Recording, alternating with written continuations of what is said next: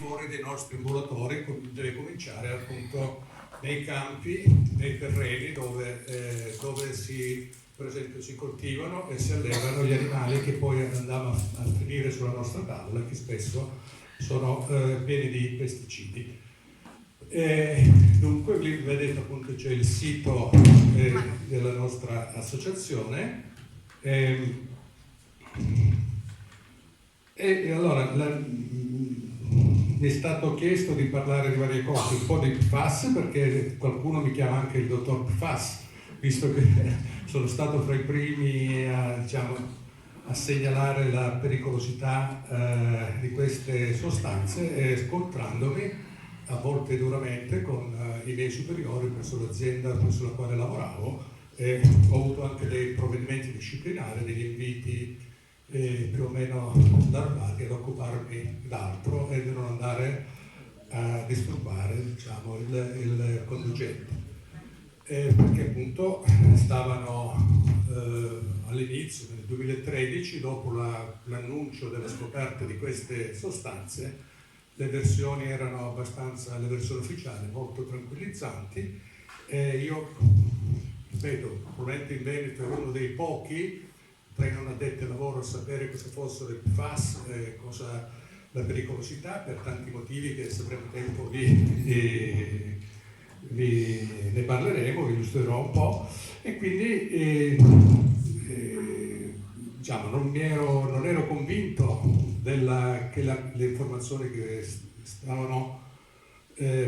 stavano dando alla popolazione fossero corrette, soprattutto per quello che c'era, avendo anche l'esempio, conoscendo quello che era successo negli Stati Uniti, dove la DuPont, una delle multinazionali che ha prodotto e usato queste molecole per decenni, aveva liberatamente inquinato le acque del fiume Ohio in una versione molto più grande rispetto a quanto è successo qui in provincia di Vicenza, al Trisseno, dove la Miteni, azienda ora fallita, aveva inquinato il torrente Poscolo e da lì poi il fratta Gorzone fino ad arrivare al mare.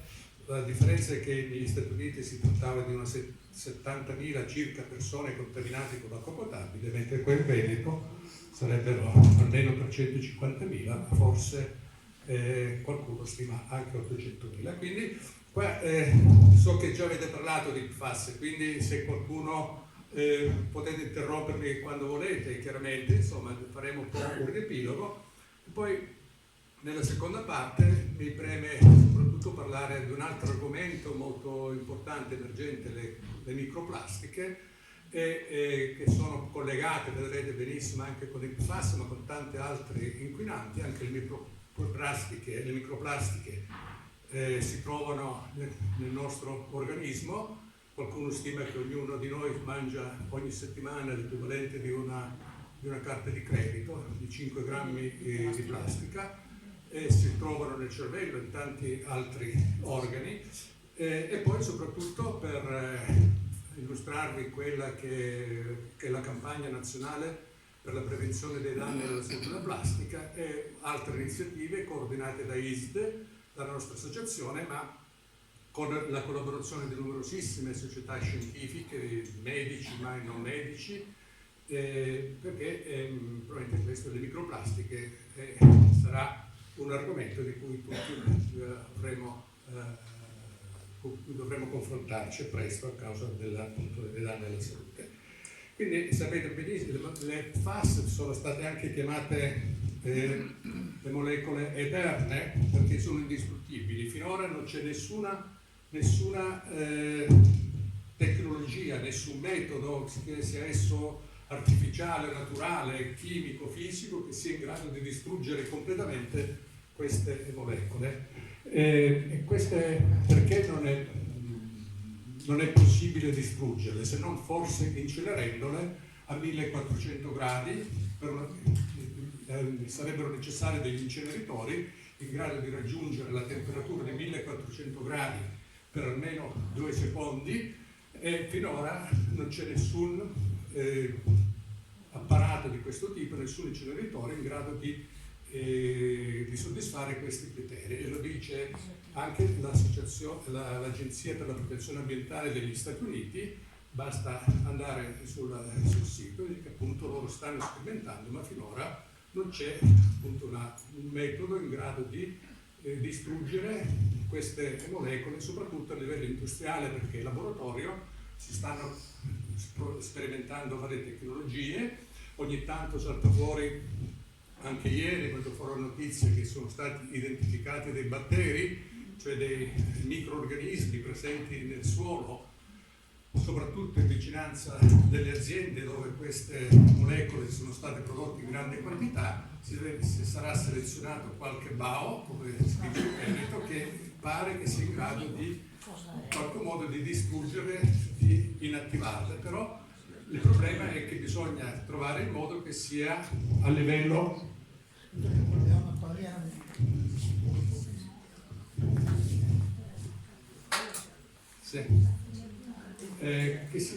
che sia in grado di trattare enormi quantità di acqua, di terreno. Si tratta di bonificare praticamente tutti gli oceani, perché sono stati trovati fino nella fossa delle Marianne a 11.000 km di profondità, sono state trovate sull'Everest, nei deserti, perché queste molecole appunto sono indistruttibili, ma sono anche molto volatili, molto solubili nell'acqua e possono viaggiare nell'aria ed essere trasportati anche a migliaia di chilometri da dove sono state prodotte o utilizzate. Addirittura poi possono evaporare e ricadere con la pioggia. In certe foreste della Svezia, ma anche negli Stati Uniti, sono state riscontrate nell'acqua piovana concentrazioni superiori a quelle permesse nell'acqua potabile. Quindi da questo possiamo dedurre che ormai si tratta di un disastro ambientale che interessa tutto il pianeta, veramente una contaminazione globale. Diciamo questo perché quindi resistono, sono persistenti nell'ambiente, e questo perché si tratta di molecole che hanno al loro interno delle molecole di carbonio. Il carbonio è la molecola anche della vita, come viene chiamato da tanti, e normalmente diciamo, in natura i suoi 4 legami di un atomo di carbonio possono essere legati a tanti altri elementi, ma in natura non esiste un legame fra carbonio e fluoro. E questo perché per legare il fluoro al carbonio è necessaria una grandissima quantità di energia e non è una cosa ecosostenibile, quindi la natura durante l'evoluzione o il creatore aveva deciso che il carbonio non può essere collegato col fluoro. L'uomo ci è riuscito un po' per caso, perché queste molecole appunto non esistevano prima del 1938, non c'erano sulla faccia della Terra, ma sono apparse in una notte tra il 5 e il 6 aprile del 1938 in un laboratorio della DuPont, dove si stava cercando dei sostituti dei gas refrigeranti, i gas che venivano usati nei frigoriferi industriali, ma anche nei frigoriferi diciamo domestici, che cominciavano ad essere prodotti in grande quantità nelle case degli americani, e lì per caso una notte, per qualche errore, qualcosa di cui ancora non si è capito bene il motivo, invece di queste provette in questi tubi dove si stavano sperimentando, alla fine invece di un gas si trovarono una polverina che era praticamente quella che poi verrà brevettata col nome di Teflon, il politetrafluoroutilene, o Teflon, che è famoso soprattutto per il rivestimento delle padelle antiaderenti. Ma il Teflon, subito il chimico capì che si trattava di qualcosa di importante, anche se l'ha definita come la molecola più viscida mai comparsa sulla faccia della Terra. Viscida per tanti motivi, sia per la pericolosità, ma perché effettivamente era una specie di melma poco trattabile e non sapeva grosso modo cosa farsene, finché dopo 5-6 anni circa, nei laboratori dove si stava costruendo la bomba atomica, progetto Manhattan, si era alla ricerca di qualcosa che riuscisse, come dire, a resistere a un gas, all'esofluoruro di plutonio, da cui veniva utilizzato per arricchire il plutonio che poi veniva usato per la bomba atomica. Di questo fino a quel momento non erano riusciti a trovare niente che potesse, come dire, essere utile per i loro scopi, fin quando si decisero di provare il Teflon e videro che benissimo poteva, rivestendo questi bidoni oppure le guarnizioni, riuscivano a resistere, non venivano corrosi questi bidoni, per cui potevano trasportare l'esofluoruro di plutonio in giro per l'America, e quindi da lì fecero poi la bomba atomica. E quindi loro sapevano fin dall'inizio che materiali stavano trattando, quindi alla fine tanti processi, anche qui quello in corso per la Miteni, si diceva che loro non sapevano della pericolosità, però queste molecole, la DuPont, la 3M e tutte le altre aziende che le hanno prodotte sapevano benissimo delle loro proprietà, in parte utili, talmente utili che poi sono state utilizzate per la produzione di una miriade di prodotti di vario tipo che noi usiamo quotidianamente, ma poi sono anche la causa appunto della loro persistenza, del danno ambientale che queste molecole hanno creato in tutto il mondo. Vedete quindi perché noi ci preoccupiamo, soprattutto perché, come vedremo, si possono accumulare, si accumulano anche nel nostro corpo, sono molto mobili, l'abbiamo detto, quindi possono viaggiare nell'aria, nell'acqua, nel terreno, sono trasportati a lunghe distanze, si accumulano anche negli altri esseri viventi e hanno numerosi effetti tossici che possono anche essere trasmessi alle generazioni future. Allora, questa è una diapositiva un po' complicata, un po' tecnica, vediamo di spiegarla. Questo dimostra come tutti i PFAS, anche quelli a corta catena, vedete C4 significa C sta per il numero di atomi di carbonio, il numero a fianco del DC indica quanti atomi di carbonio ci sono nella singola molecola, e da 4 può arrivare fino a 18, ma anche di più.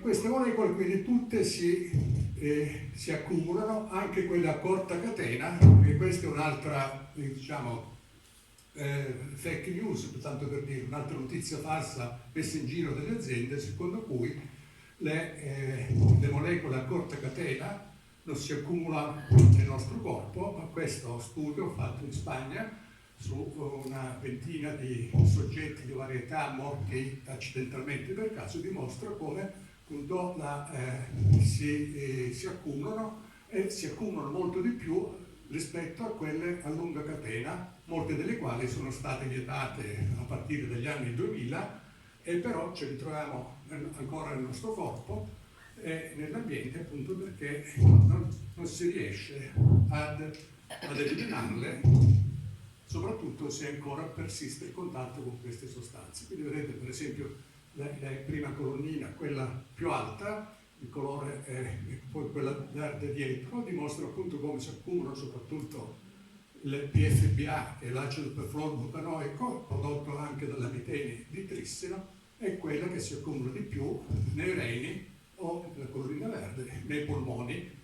E per esempio l'accumulo nei polmoni di questo PFBA probabilmente è la causa, una delle concause dell'aumentata mortalità da Covid riscontrata appunto anche nella zona rossa. Uno studio fatto nella regione Veneto ha dimostrato come nella zona rossa durante la pandemia c'era stato un eccesso di mortalità per Covid, e poi confermato anche da altri studi, e questo perché il PFBA accumulandosi nei polmoni induce una riduzione della risposta immunitaria e facilita quindi il diffondersi di infezioni di vario tipo, non soltanto del nostro del virus della Covid.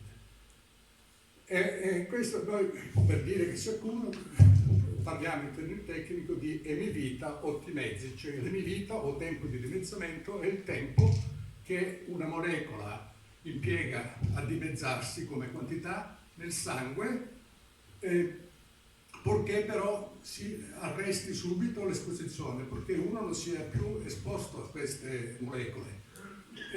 Quindi vedete per esempio cosa significa quelle di più lungo accumulo, per esempio il PFOS, l'acido fosforo tansulfonico, impiega più di 5 anni per dimezzarsi, quindi se io oggi ne ho 100 nel mio sangue e se per miracolo non vengo più a contatto con questo PFOS, impiegherò 5 anni per dimezzare la quantità, quindi da 100 per scendere a 50.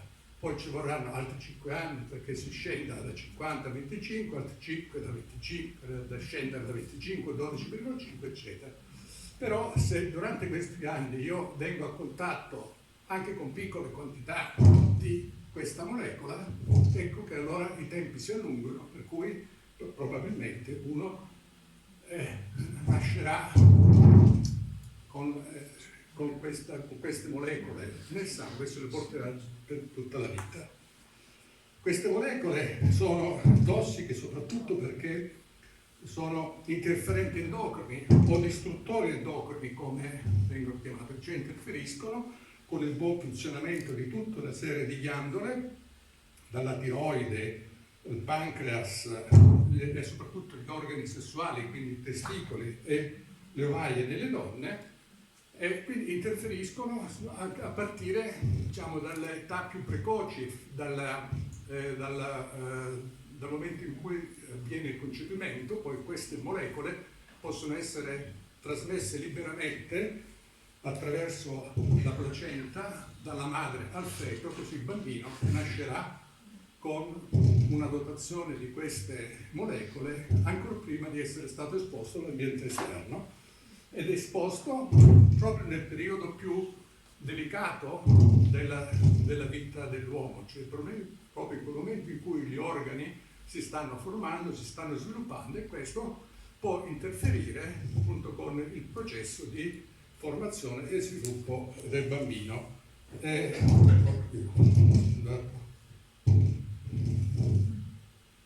Poi alcune di queste molecole sono cancerogene. Una è sicuramente cancerogeno per l'uomo, il PFOA, l'acido perfluorottanoico, dopo tanto tempo è stata classificata come sicuramente cancerogeno per l'uomo dall'Agenzia Internazionale di Lione, che si occupa appunto della classificazione delle sostanze, della cancerigenicità delle sostanze. Ma si sapeva almeno da 20 anni negli Stati Uniti. Già nel 2005 un gruppo di scienziati indipendenti era stato nominato, diciamo, che faceva parte di una commissione scelta dall'EPA, cioè dall'Agenzia per la Protezione Ambientale americana. Scienziati indipendenti avevano consigliato di classificarlo come probabile cancerogeno per l'uomo. Alla fine, sotto le pressioni delle lobby industriali, invece l'EPA scelse di non classificarlo non come probabile cancerogeno, ma come possibile, come suggestivo cancerogeno. E questo cosa significa?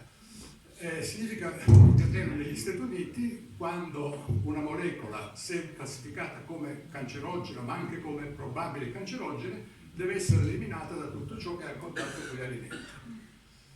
E quindi, per esempio, il Teflon non avrebbe più potuto essere prodotto per rivestire le padelle antiaderenti. Invece, classificandolo come possibile cancerogeno, questo non veniva più, non c'era più questo obbligo, per cui l'azienda ha potuto produrre per ancora fino al 2015 e quindi inondare il mondo di queste sostanze.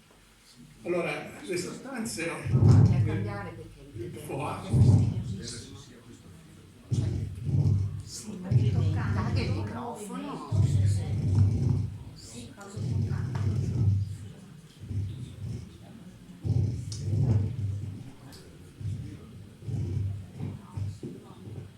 Parlare più secco, forse così.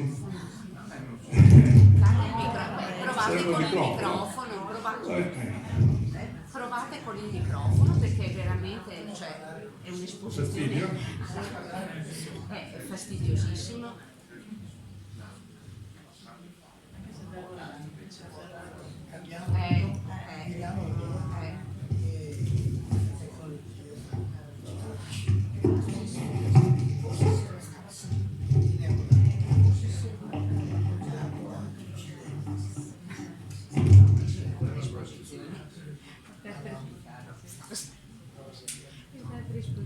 Ecco, Oh, grazie, grazie.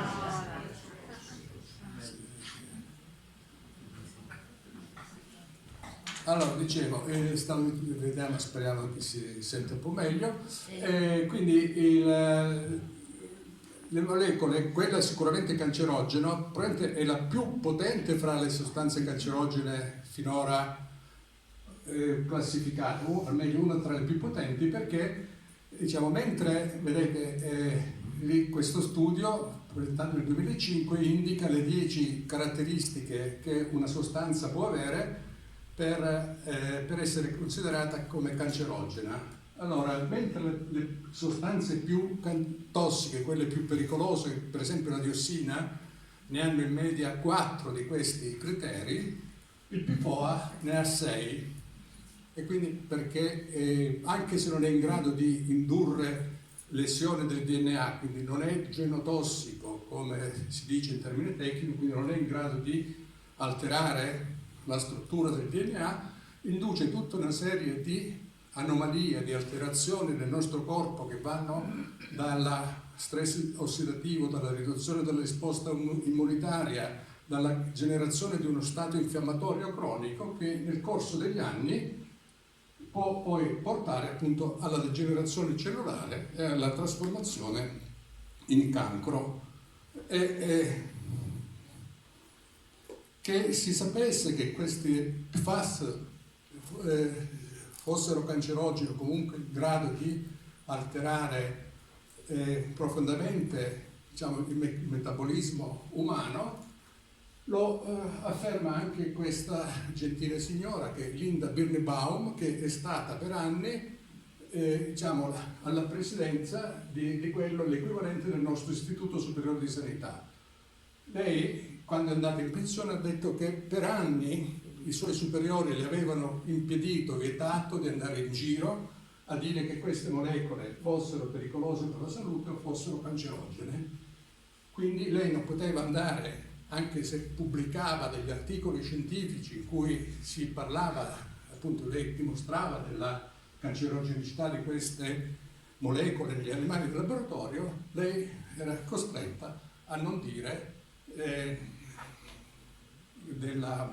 ufficialmente in pubblico, quando andava in incontri pubblici come questo, a parlare della cancerogenicità di queste molecole. Quindi, quali sono le malattie, per farla breve, che possono essere come dire, considerate come associate ai PFAS? La diapositiva precedente era quella delle 6 malattie che erano state riscontrate nella popolazione nella popolazione dell'Ohio contaminata dalla scusate un attimo. Quindi negli Stati Uniti nel 2012 fu completato lo studio epidemiologico sulla popolazione, dimostrava che c'era appunto un aumento dell'incidenza di queste malattie, alcune tumorali, cancro del rene, cancro dei testicoli, ma poi malattie non tumorali quali l'aumento del colesterolo, il cancro, cioè le malattie della tiroide, l'ipertensione della gravidanza e la colite ulcerosa. Per farla breve, diciamo, queste sono le malattie che secondo le agenzie internazionali più accreditate possono essere considerate come associate ai PFAS, in seguito agli studi fatti, diciamo, anche da me personalmente, ma poi da altri in Italia. Ci sono quelle, diciamo, in grassetto con la linea continua, sono quelle per le quali esistono le prove a sufficienza, le prove sufficienti per dire che l'esposizione al PFAS possa provocare queste malattie. Andiamo da un ritardo dello sviluppo della ghiandola mammaria, e questo poi si traduce nella donna che diventerà mamma, e può essere un ritardo dell'allattamento, quindi una riduzione del periodo di allattamento. Un'altra anomalia riscontrabile fin dai bambini è la riduzione della risposta ai vaccini, cioè una riduzione della risposta immunitaria fin da bambino, quindi non rispondono alle normali vaccinazioni contro la pertosse, la difterite, quelle che si fanno ai bambini. Un altro effetto sicuramente causato dal PFAS è quello del minor peso alla nascita. Anche nella zona rossa è stato riscontrato un aumento del 50-60% dei nati con bassissimo peso alla nascita, quindi bassissimo significa con meno di 1 chilo di peso alla nascita nella zona rossa rispetto alla zona arancione, le zone circostanti. E questo è uno studio pubblicato dalla professoressa Facchini dell'Università di Padova.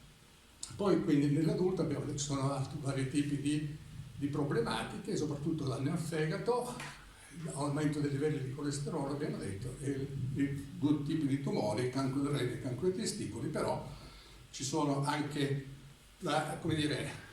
degli indizi che però non vengono considerati sufficienti a dire che per esempio possa esserci un aumento dei tumori del sangue, linfomi e leucemie, che invece per esempio sono state trovate aumentate di circa 6 volte negli operai della Miteni rispetto appunto alla popolazione generale del Veneto. E qui, per fare solo lo studio a cui ho partecipato nel 2018, era il primo fatto nella zona rossa, era uno studio sulla mortalità. Abbiamo dimostrato, analizzando le cause di morte con ufficiali, quelle che il medico deve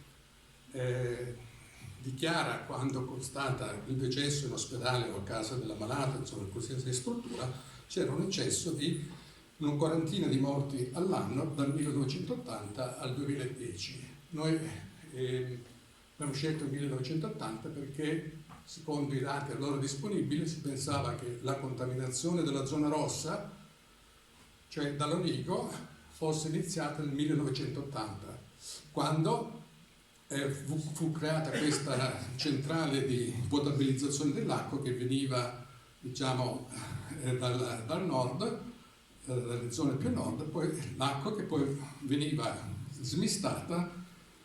Allora si diceva in 20 comuni, adesso pare che siano una 60, e quindi c'era questo periodo di contaminazione a partire dal 1980, e questi soggetti erano stati esposti.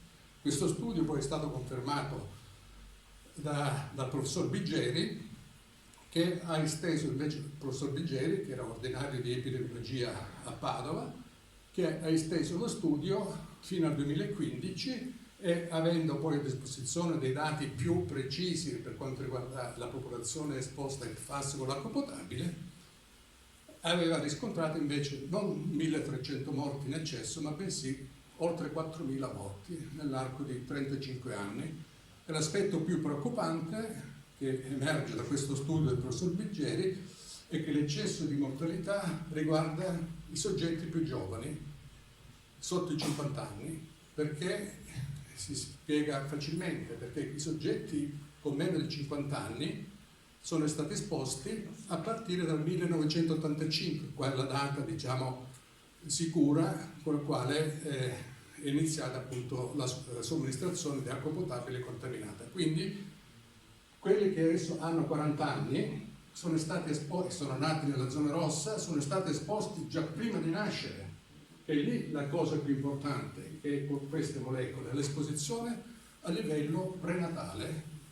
Esistono un sacco di studi che dicono che i danni nei bambini, ma anche in età adulta, sono correlati, cioè dipendono dalla concentrazione di sangue che aveva la mamma durante la gravidanza. Quindi i soggetti che adesso sono 40 anni, che hanno 40 anni, che hanno abitato lì, sono stati esposti fin dalla nascita. Invece i soggetti diciamo, che hanno più di 50-60 anni, hanno cominciato ad essere esposti dopo la nascita, e questo può avere delle ripercussioni, ma non così gravi come invece quando la contaminazione comincia in età prenatale. Vado avanti, poi vi lascio. Allora, cosa si può fare per cercare di prevenire, di fare prevenzione secondaria, ormai, perché la prevenzione primaria è quella di non essere esposti.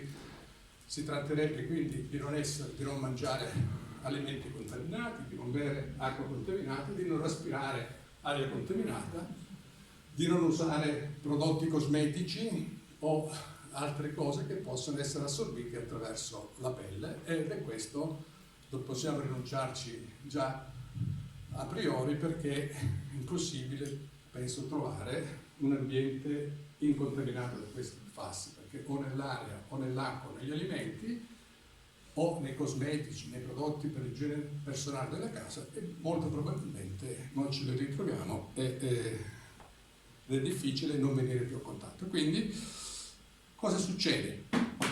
Negli Stati Uniti un'accademia scientifica, collaborando con i gruppi di associazione di cittadini contaminati, ha elaborato le cosiddette linee guida. Questo, vedete, è il testo che si può scaricare all'indirizzo, poi vi lascio le diapositive, insomma, l'indirizzo internet. Questa accademia, assieme ai cittadini, hanno praticamente rivisto tutti gli studi, tutti i rapporti fatti in Europa, nel mondo, da parte di gruppi di studio, di società scientifiche, di associazioni, di organizzazioni, per esempio l'EFSA, che è l'autorità europea per la sicurezza alimentare, che ha sede a Parma. Cosa hanno fatto? Quindi alla fine di tutte queste hanno rivisto tutta la letteratura e hanno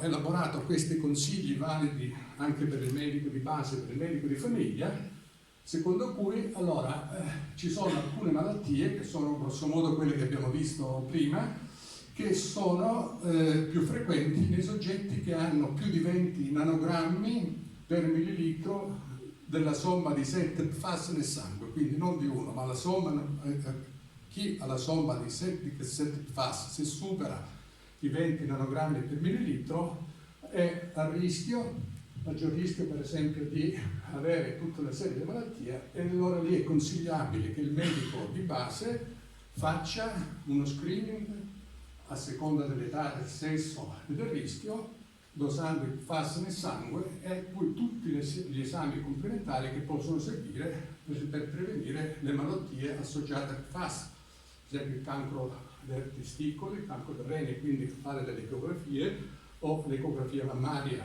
delle donne per fare una diagnosi precoce di cancro della mammella, ma addirittura, vedete, fare uno screening per la dislipidemia, cioè per l'alterazione dei grassi nel sangue, il colesterolo e i trigliceridi, addirittura dei bambini a partire dai 2 anni di età.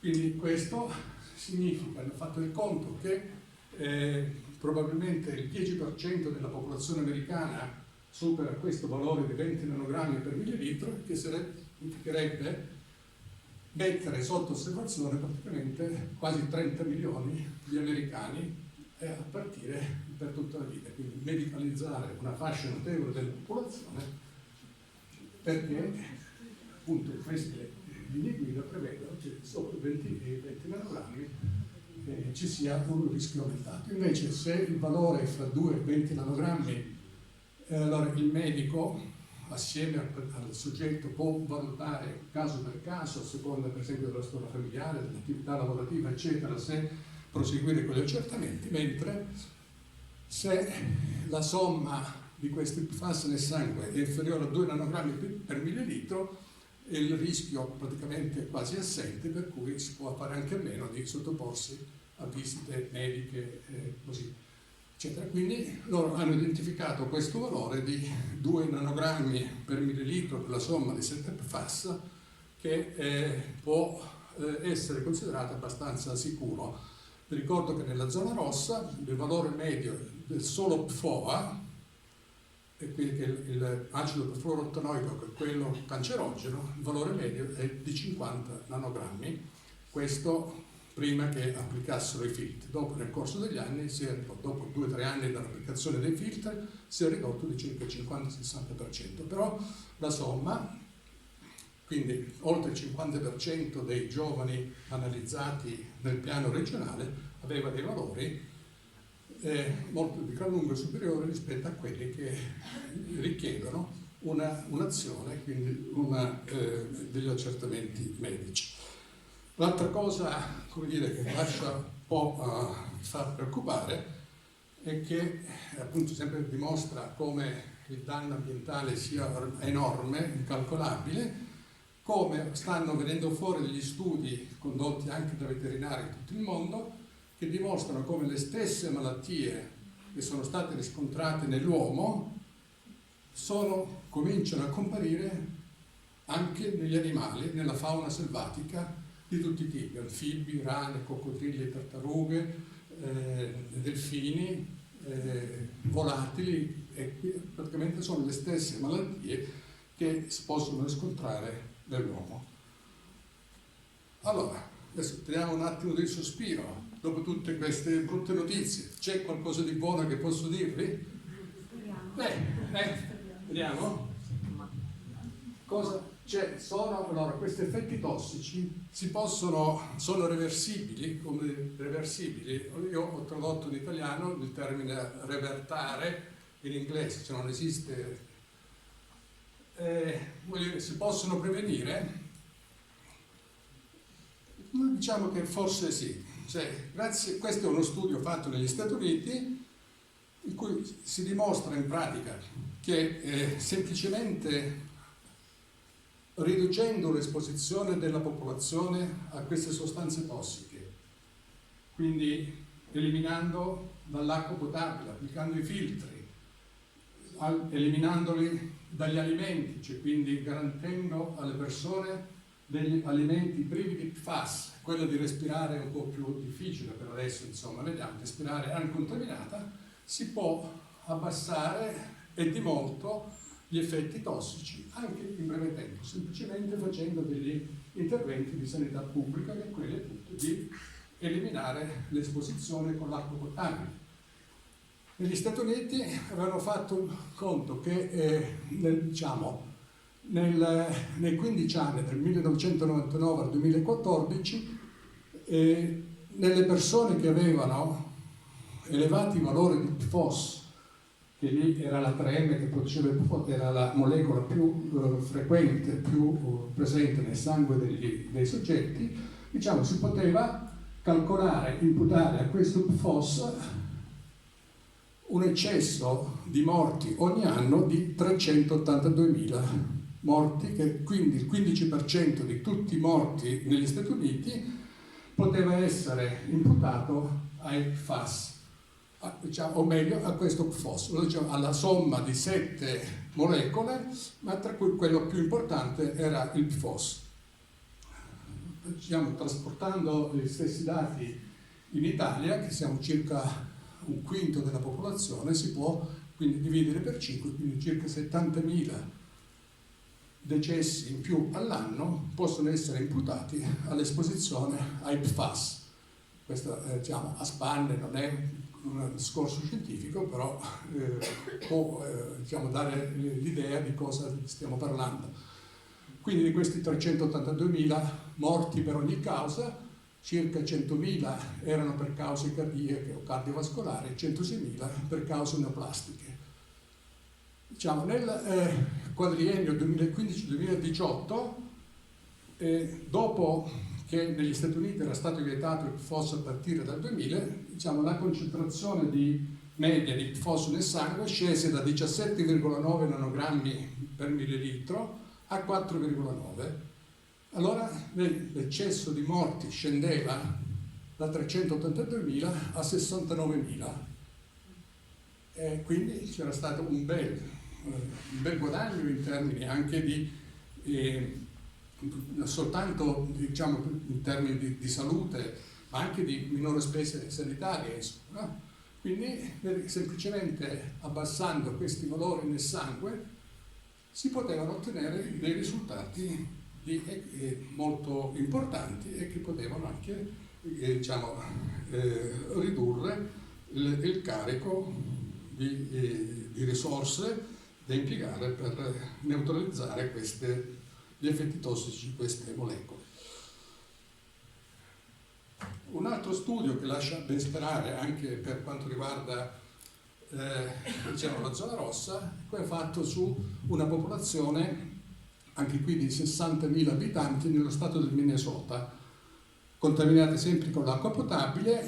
Qui sono andati a valutare se dopo 2 anni dall'applicazione dei filtri all'acqua potabile fosse cambiato qualcosa per le donne in termini di miglioramento degli indici di fecondità, della riduzione del tasso di nati prematuri o di il basso peso alla nascita. Anche qui, dopo soltanto 2 anni, i tassi di alterazione, cioè quindi la percentuale di bambini nati con basso peso alla nascita, nati prematuri, e l'indice di fecondità delle donne, cioè quindi il numero di figli che una donna poteva avere, sono praticamente ritornati alla norma. Prima erano inferiori rispetto alla popolazione vicina non contaminata. Dopo soltanto 2 anni dall'applicazione dei filtri, questi indici sono nettamente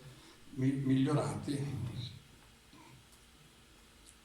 Lo stesso probabilmente accadrà qua in Veneto, nella zona rossa. Questo si riferisce, lo dicevo, alla riduzione delle concentrazioni di PFAS nel sangue osservati nei soggetti che hanno partecipato al piano di sorveglianza sanitaria. Nel giro di 4 anni c'è stato un decremento di circa il 40-50% dei PFAS e soprattutto del PFOA, che è sceso del 60%, e lì è stato visto e si è abbassato anche il colesterolo. E quindi, siccome il colesterolo è uno dei fattori di rischio più importanti, no, per le malattie cardiovascolari, e quindi questo lascia ben sperare che questi soggetti hanno avuto anche, stanno avendo anche una riduzione del rischio di malattie cardiovascolari.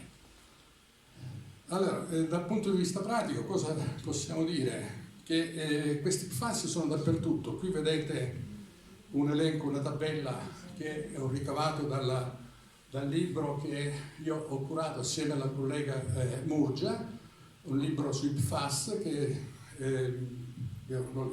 avevo delle copie, l'ho lasciato in macchina, nella fretta me ne sono dimenticato, libro che avevamo scritto per finanziare uno studio che noi di ISD stiamo facendo nella zona rossa, uno studio sulla fertilità maschile, nel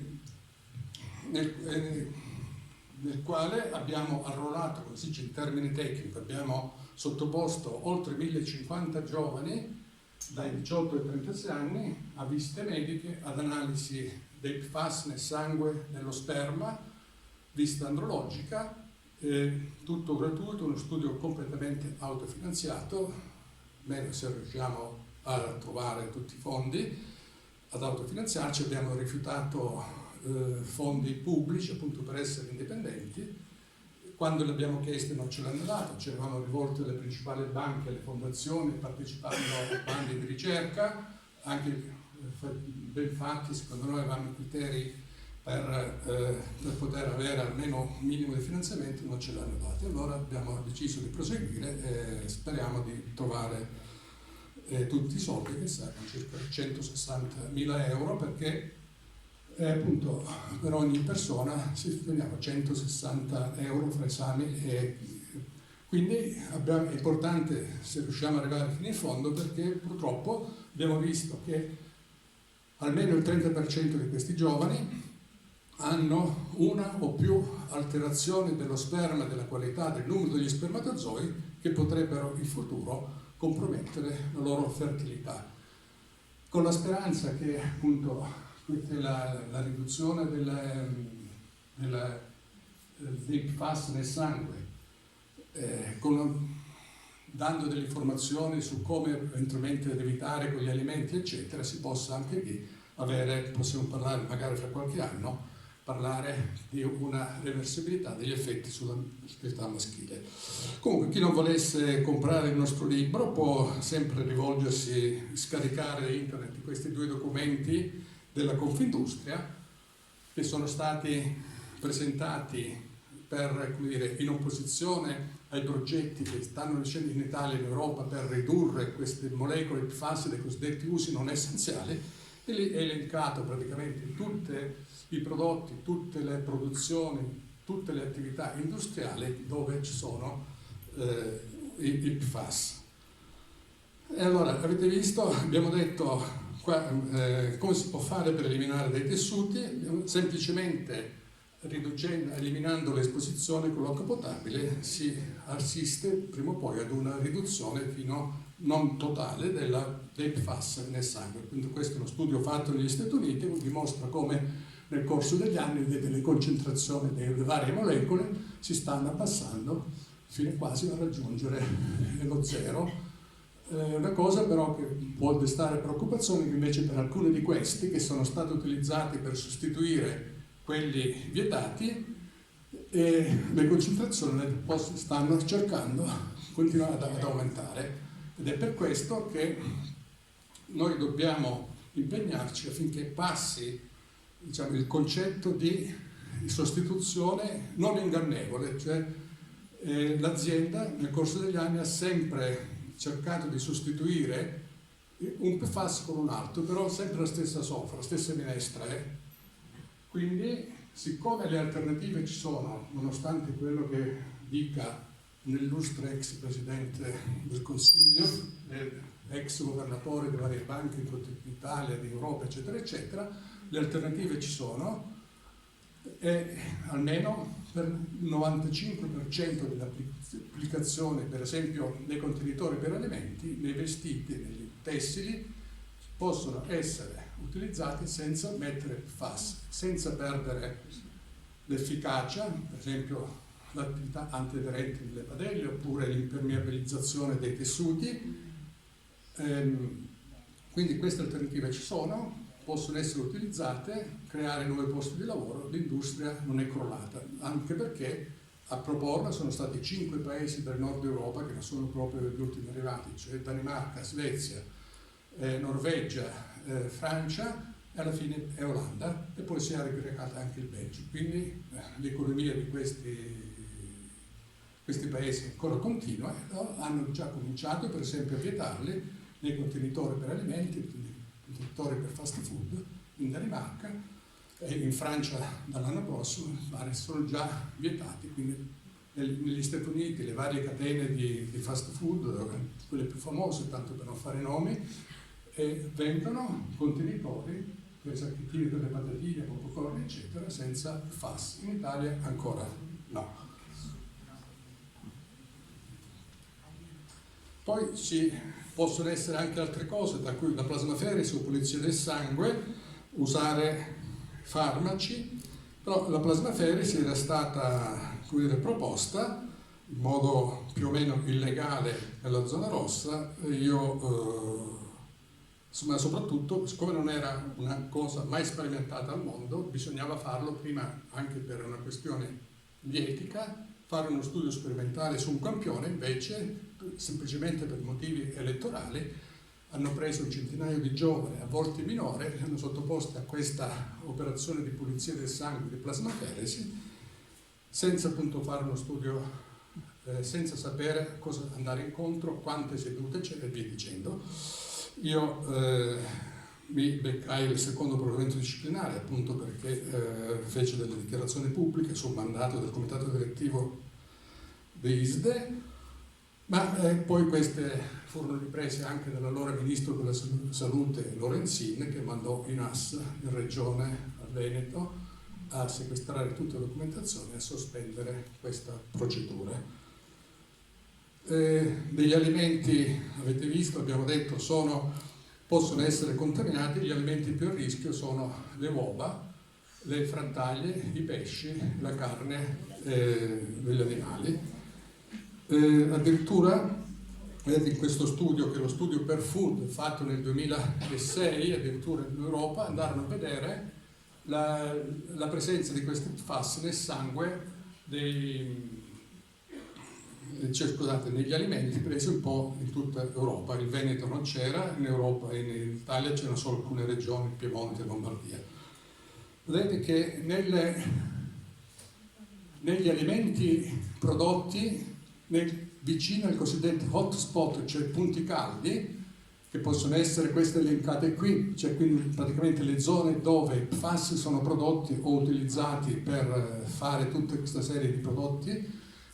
Le concentrazioni, per esempio, nelle uova di PFAS possono arrivare a 10.000 volte di più rispetto alle uova provenienti da galline allevate in terreni non contaminati o scarsamente contaminati. Lo stesso il pesce più di 200 volte, e meno interessati possono essere la frutta, le mele, le fragole, eccetera, perché per quanto riguarda le piante di alto fusto probabilmente l'accumulo si ha soprattutto nelle radici e nelle foglie, l'accumulo di PFAS, c'è questa distribuzione preferenziale.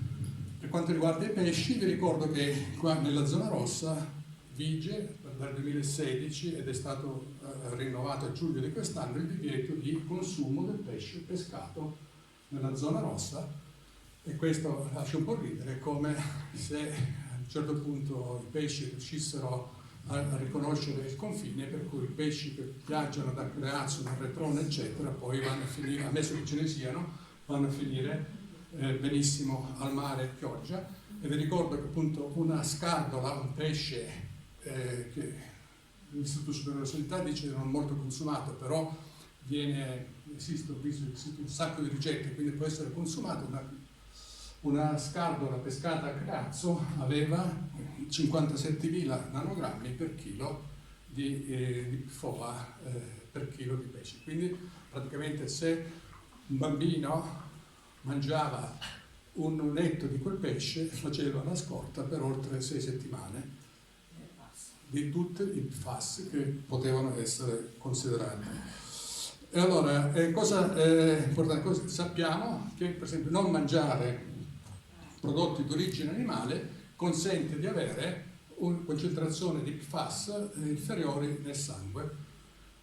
Questo è l'unico studio fatto su un piccolo gruppo di vegani e vegetariani tedeschi, dove si dimostra appunto che i vegani avevano valori molto più bassi, di circa 50-60% di PFOS rispetto ai vegetariani, ma ancora di più rispetto agli onnivori, cioè quelli che mangiano tutto, insomma. Questo per vari motivi, perché appunto i vegetali tendono ad assumere meno PFAS rispetto agli animali, e poi comunque una dieta ricca di fibre probabilmente permette una riduzione dell'assorbimento di PFAS, ma anche di tanti altri inquinanti, eccetera. Quindi forse un modo per mangiare meno PFAS è quello di non mangiare carne. Poi dico questo nell'acqua. Adesso, a partire dal 2016, dal gennaio dell'anno prossimo, 2026, entreranno in vigore i limiti europei che prevedono nell'acqua potabile un massimo di 100 nanogrammi per litro per la somma di 24 PFAS. Questi limiti sono stati già criticati, soprattutto per quanto riguarda il numero di PFAS, ma del resto bisogna considerare che sarebbero circa oltre 10.000 di molecole di PFAS. Noi ne andiamo a trovare una ventina al massimo. Tant'è vero che forse avete sentito dal recente studio di Greenpeace, che ha fatto uno studio sull'acqua potabile di tutta Italia, è andato a dosarne 58 e ha trovato per esempio che c'erano dei PFAS che non vengono ricercati, tra cui una molecola a bassissimo numero di atomi di carbonio, il TFA o acido tetrafluoroacetico, che ha solo 2 atomi di carbonio e che probabilmente è il PFAS più diffuso nell'ambiente o e anche nel nostro sangue. Questo perché viene usato come pesticida di per sé, come coformulante, oppure si può trasformare dalla degradazione di almeno altri 2000 PFAS, che una volta immessi nell'ambiente possono dare origine a questo TFA che poi si accumula in tutto il nostro corpo. Allora, questo per dire che per quanto riguarda il PFOA, al massimo, volendo dare una dose accettabile, non dovrebbe superare 1 nanogrammo per litro di PFOA. Nella zona rossa attualmente è possibile, in Veneto il limite è di 90 nanogrammi per la somma di PFOA e PFOS. Con la zona rossa però con l'invito a mantenere un livello il più possibile vicino a zero. Questo studio pubblicato nel 2017 dimostra in pratica come semplicemente bere, per più di 2 anni una acqua potabile che abbia un solo nanogrammo di PFOA nel sangue, alla fine consentirà di avere un valore di PFOA di circa nel sangue di circa 1,5-2 nanogrammi per millilitro di sangue. Questo perché viene concentrato, c'è un rapporto di 100 a 1 fra la quantità di PFOA che noi abbiamo nel sangue e rispetto a quello che c'è nell'acqua potabile. Però vedete che se aumentiamo la quantità di PFOA nel sangue fino ad arrivare a 100 nanogrammi, possiamo arrivare ad avere valori molto molto più alti di PFOA, fino a circa 17-20 nanogrammi per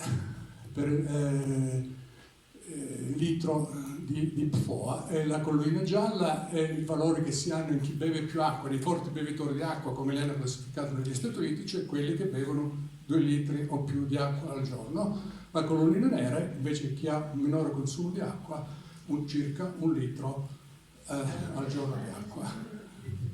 Quindi sono valori molto alti, però sono valori per esempio che sono stati riscontrati anche da Greenpeace, per esempio da Arzignano, per il PFOA c'era un valore di circa 40, una somma di circa 50-60. Qui a Vicenza, adesso non mi ricordo, però c'è, secondo nei punti che sono stati campionati da Greenpeace, dei valori fra 1 e 10 di PFOA.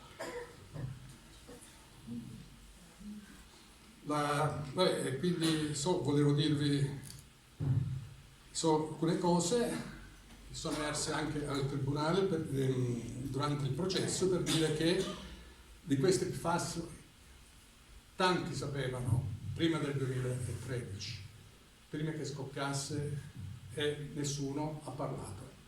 Lo sapevano varie istituzioni a livello regionale, a livello nazionale, probabilmente anche a livello comunale, sindaci, eccetera.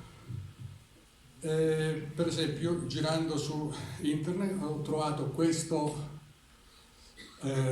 documento che era sempre dall'allora direttore dell'EPA americana, che nel 2000, quando la 3M aveva deciso di sospendere più o meno volontariamente la produzione di PFOS, mandò un'email a tutti quei collaboratori, ricercatori, amici dei paesi in cui venivano prodotti PFAS, fra cui, io l'ho cancellato, però se volete, quelle ho messo il bianchetto, erano tutti ricercatori dell'Istituto Superiore di Sanità, stando alle mail. Quindi nel 2000 quindi sapevano comunque che appunto in Italia c'erano delle aziende, 2, la Solvay e la Miteni, che producevano PFAS.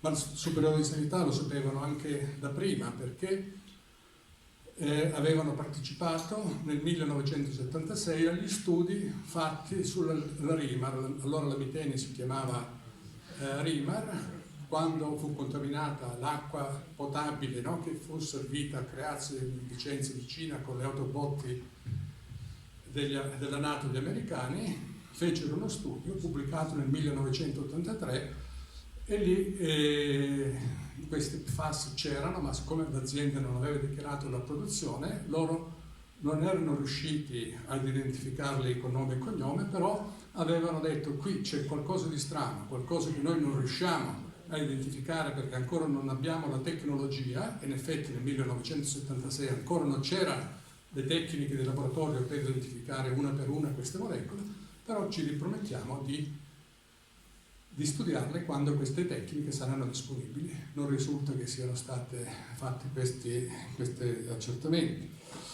Quindi si sapeva perché nel 2006, vi ho già parlato dello studio per food, quello sui cibi, l'Europa aveva fatto uno studio, anche un altro studio sui fiumi europei, lo studio per Force si chiamava, pubblicato qua nel 2007, dove dimostravano che il Po era il fiume con le più alte concentrazioni di PFOA.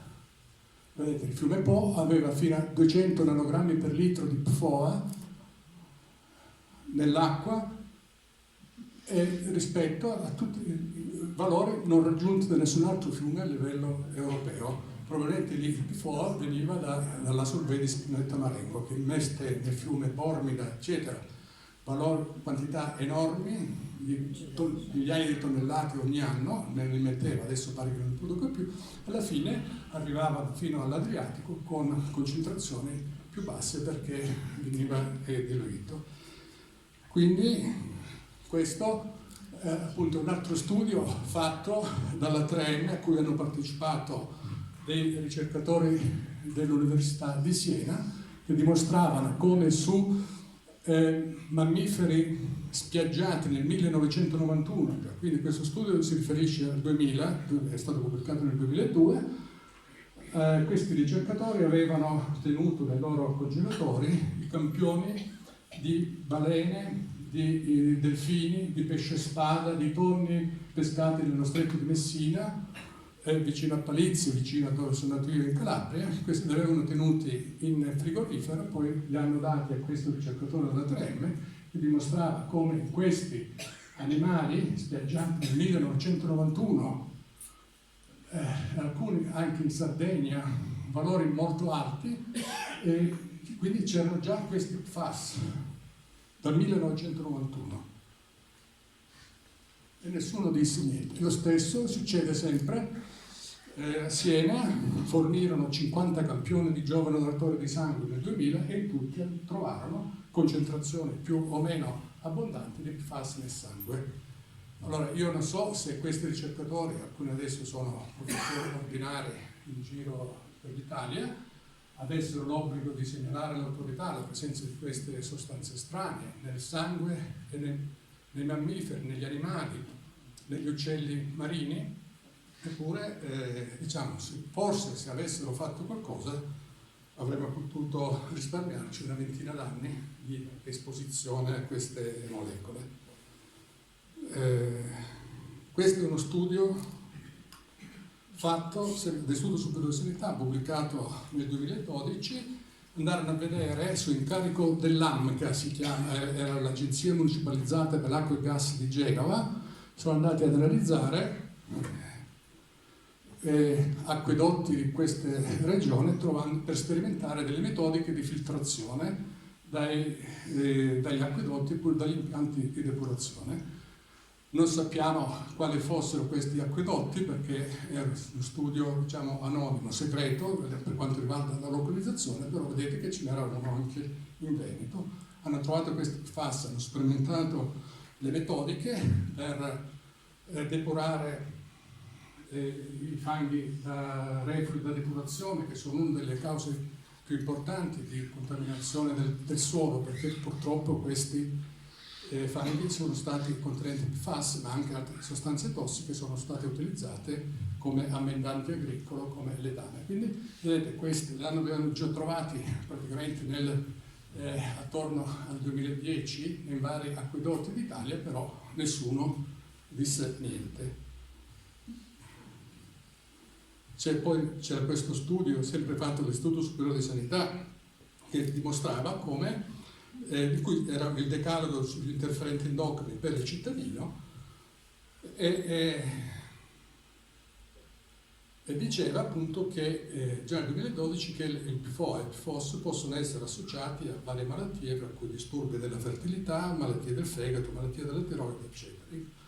Quindi tutto questo si sapeva già prima del 2013, però queste erano le versioni che dicevano, dopo appunto nell'estate, autunno del 2013, quando si cominciava a parlare di PFAS anche in Veneto, l'acqua si può bere, e questo contrastava con quanto era successo negli Stati Uniti, dove addirittura, vedete, questo era il volantino che davano alle comunità contaminate da PFAS, dove si raccomandava di non bere l'acqua contaminata, o sick fowl era per esempio l'equivalente di Lonigo, insomma, no? del Veneto, di non bere l'acqua potabile nemmeno per cucinare.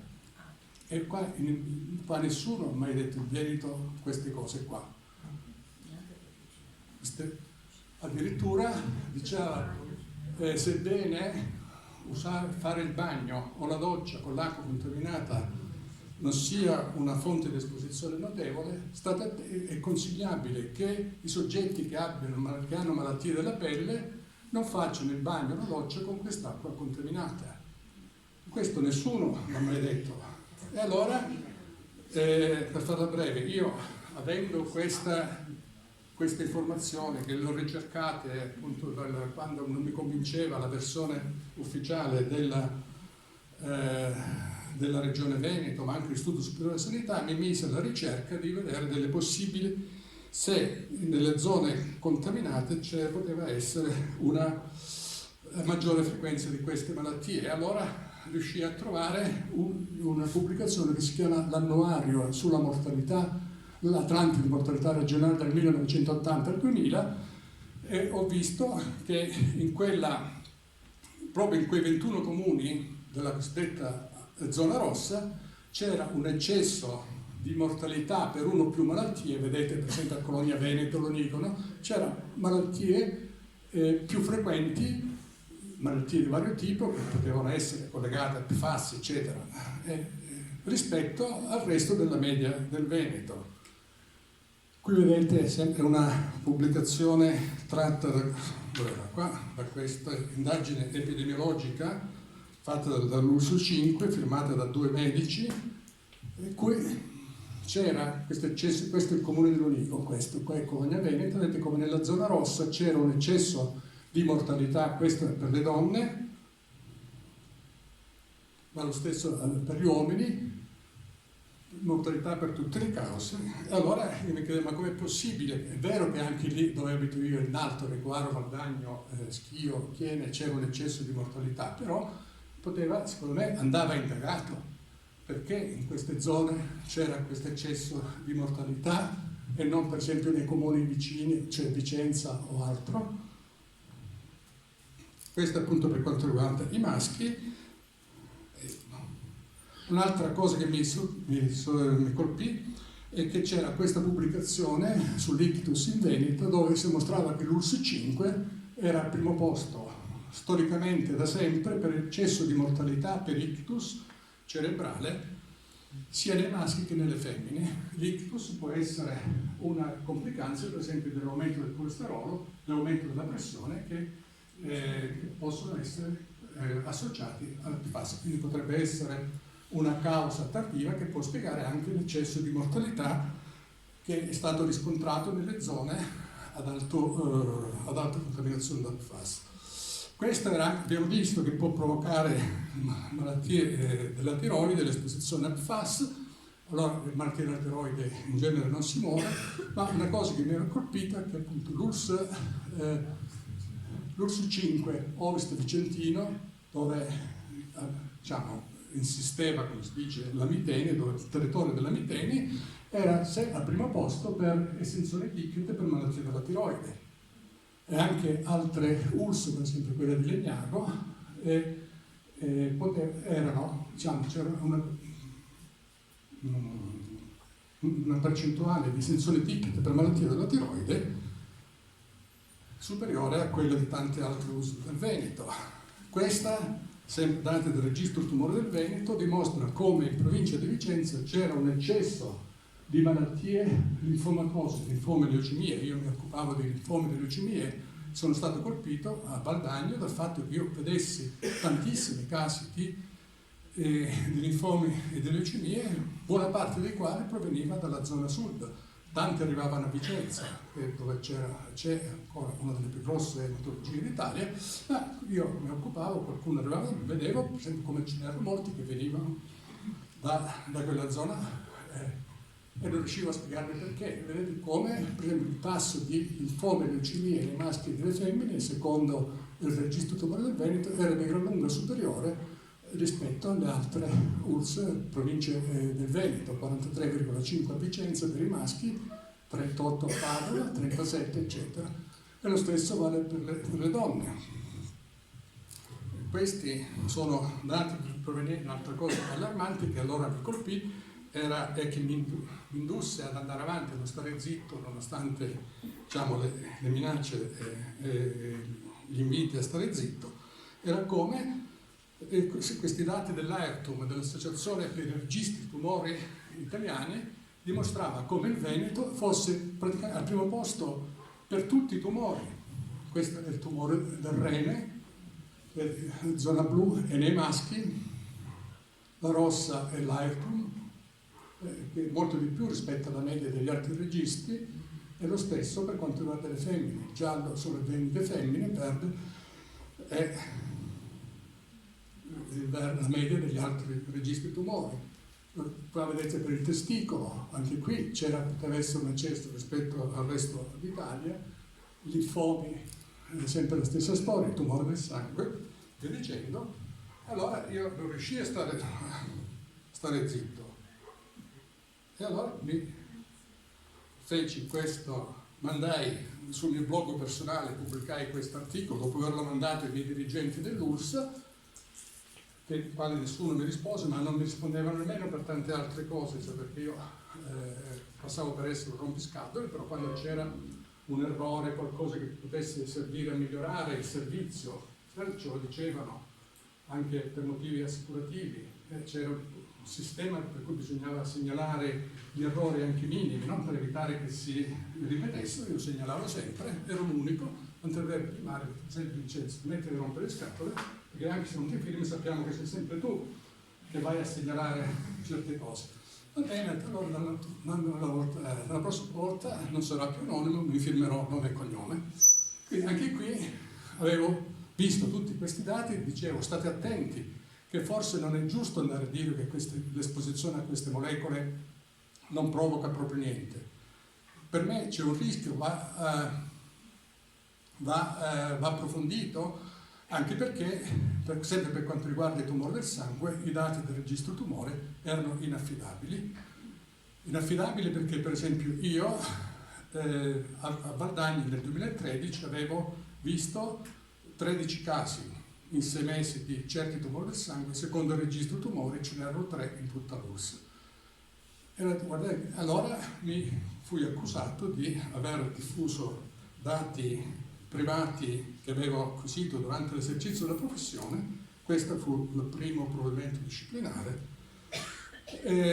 censura scritta, ma io da allora censura scritta perché mi dissero che avevo danneggiato l'immagine dell'azienda in quanto avevo osato firmarmi pubblicamente durante le mie esternazioni, come le chiamavano, oppure le pubblicazioni, mi mettevo sempre medico in servizio presso l'URSS di Valdagno. Non sapevo che c'era e c'è ancora un regolamento che vieta che un dipendente possa andare in giro senza autorizzazione, senza previa autorizzazione da parte dei superiori, a dire qualcosa. Però io mi beccai la censura scritta perché abbozzai, era una mia colpa non conoscere i regolamenti, e però appunto cominciai a continuare l'opera di controinformazione. Questa è una lettera che fu pubblicata soltanto praticamente dal giornale di Vicenza, in cui chiedevamo praticamente che si facessero le stesse cose che erano state fatte negli Stati Uniti, quindi indagini epidemiologiche su tutta la popolazione, divieto di utilizzo dell'acqua e degli alimenti, controlli approfonditi, Feci stampare anche un po', diciamo, questo volantino che andavo a distribuire anche qui a Vicenza davanti all'ospedale, in giro nei parcheggi, fatto un po' inusuale, no? Per un medico, appunto perché nessuno mi dava ascolto. Dicevo le malattie che potevano essere collegate con l'esposizione PFAS, eccetera. Appunto chiedemmo di vietare la commercializzazione e la vendita di elementi inquinati da PFAS, e per questo ricevetti delle fila da parte della Coldiretti, io ed altre associazioni, a non andare in giro a mettere in giro notizie allarmistiche.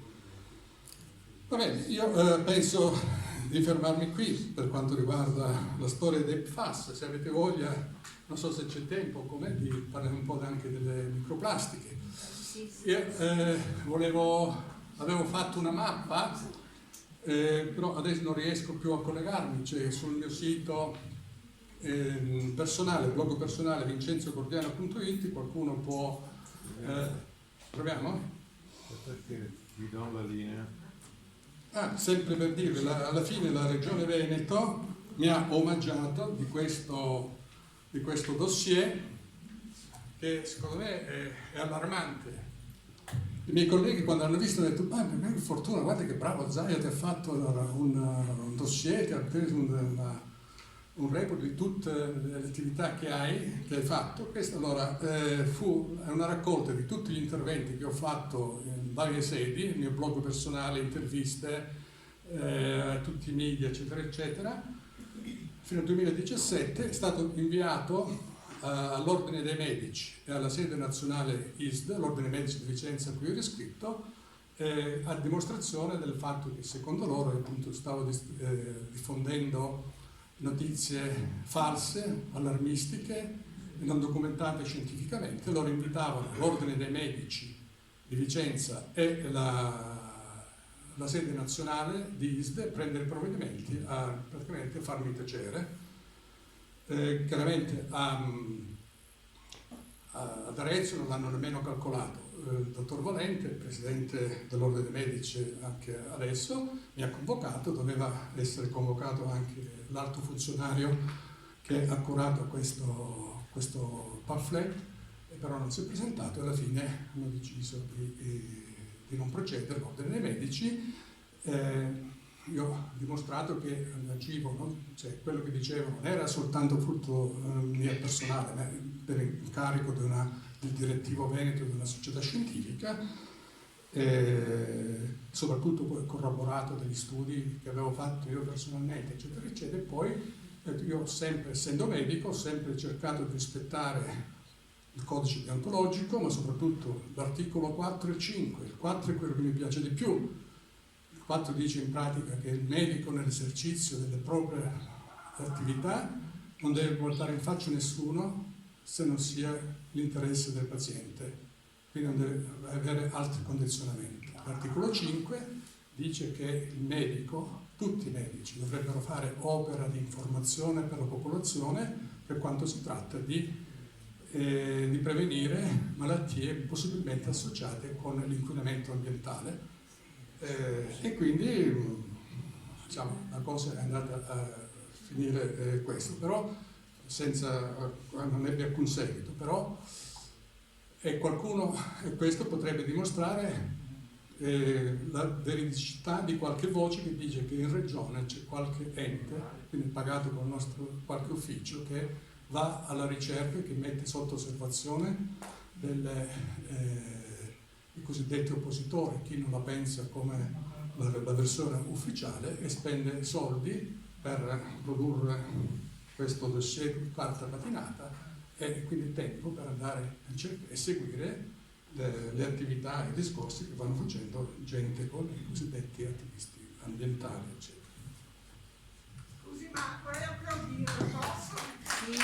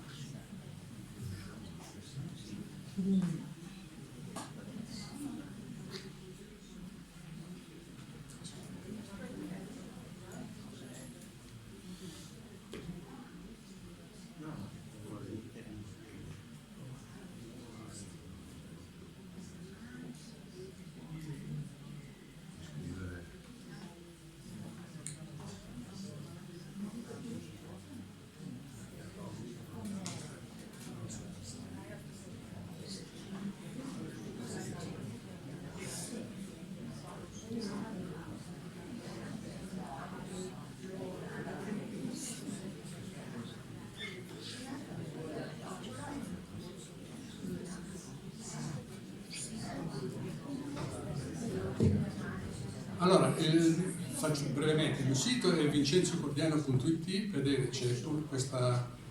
Scusate, ma non si sente niente. No, adesso? Allora, questo è il sito dove ho fatto questa mappa in base ai dati ARPAV, è vincenzocordiano.it. Cliccando sulla prima pagina c'è questa, riporta alla pagina che ho chiamato PFAS nelle acque venete, mappa e dati. Allora, la mappa, ripeto, l'ho elaborata usando Google Maps e poi i dati pubblici che ognuno di voi può consultare, pubblicati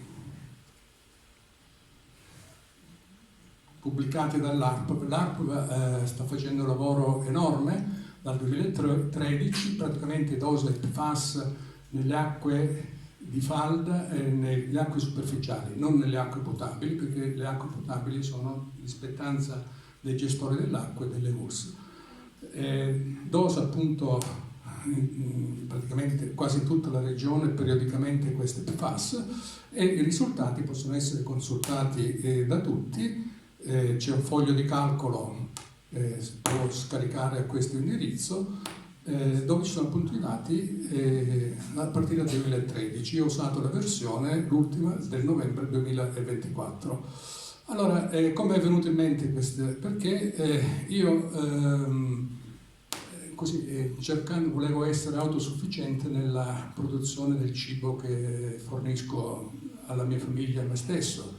Mi sono messo, per vari motivi, andato in pensione a fare l'apicoltore per hobby, mi sono fatto dare un pezzo di terra da mia suocera dove cerco di produrre ortaggi, eccetera. Allora è venuto in mente che io vada nel mio orto, nel mio giardino, vado a comprare qua in giro piante, piantine, eccetera, eccetera, e chissà se per produrre queste piante, i garden center, no? I centri, gli altri dove io vado a comprare questa roba, che poi va a finire sulla mia tavola, magari forse utilizza acqua contaminata.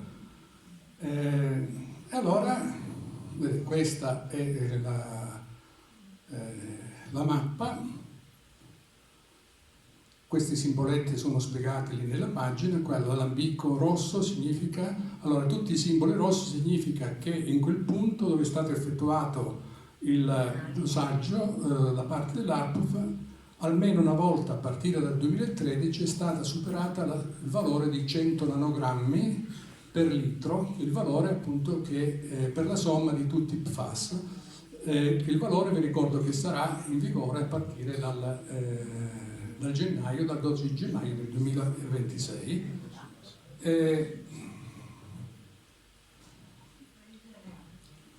Quindi per esempio dove c'è la X azzurra vuol dire che in questi comuni non è mai stato effettuato un prelievo, e quello che colpisce è che si tratta di zone molto a rischio.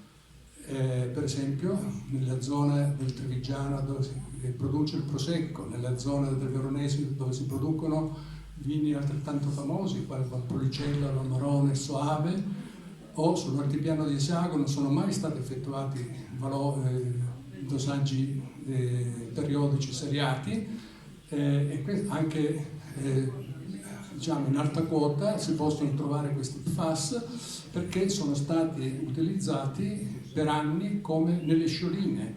L'amministratore delegato della Miteni, il dottor Nardone, inquisito, quale sono state chieste una condanna a 6 anni, giovedì scorso da parte del pubblico ministero, diceva che le scioline della Miteni hanno permesso alle squadre di sci di fondo dei paesi del nord di vincere Olimpiadi, campionato del mondo, eccetera.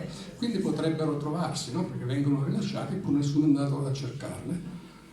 Ecco, e allora quello che ho scoperto con mio grande dispiacere è che proprio tanti di questi garden center che io dove andavo a comprare le piantine in provincia di Vicenza sono in prossimità di punti ad elevata contaminazione. Non ve li faccio vedere perché magari il rischio potrei essere denunciato per diffamazione, cioè perché io non so se quelle possono essere utilizzate, no?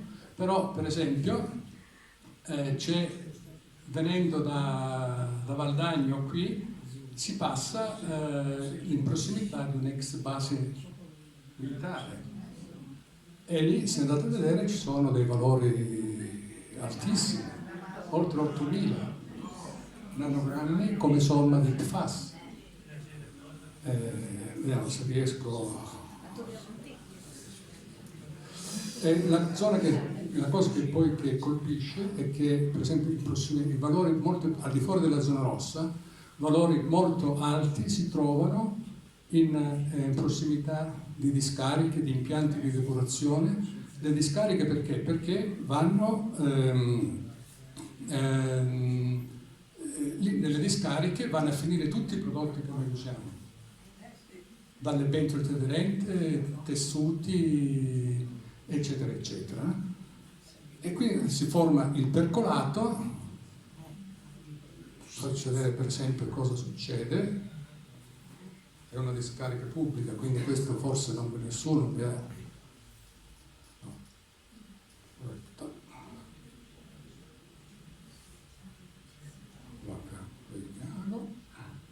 La scarica Legnago, anche qui.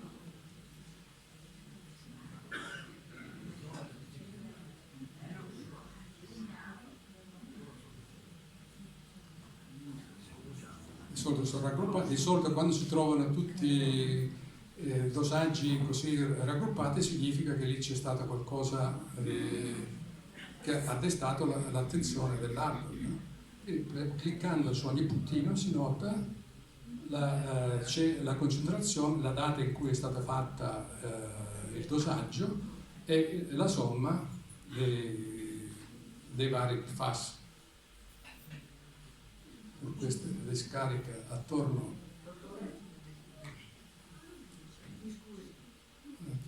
Come si è fatta partire da 140, si vanno a finire a livelli, insomma, che possono raggiungere valori molto più elevati rispetto a quelli molto comuni della zona rossa. Un'altra zona critica è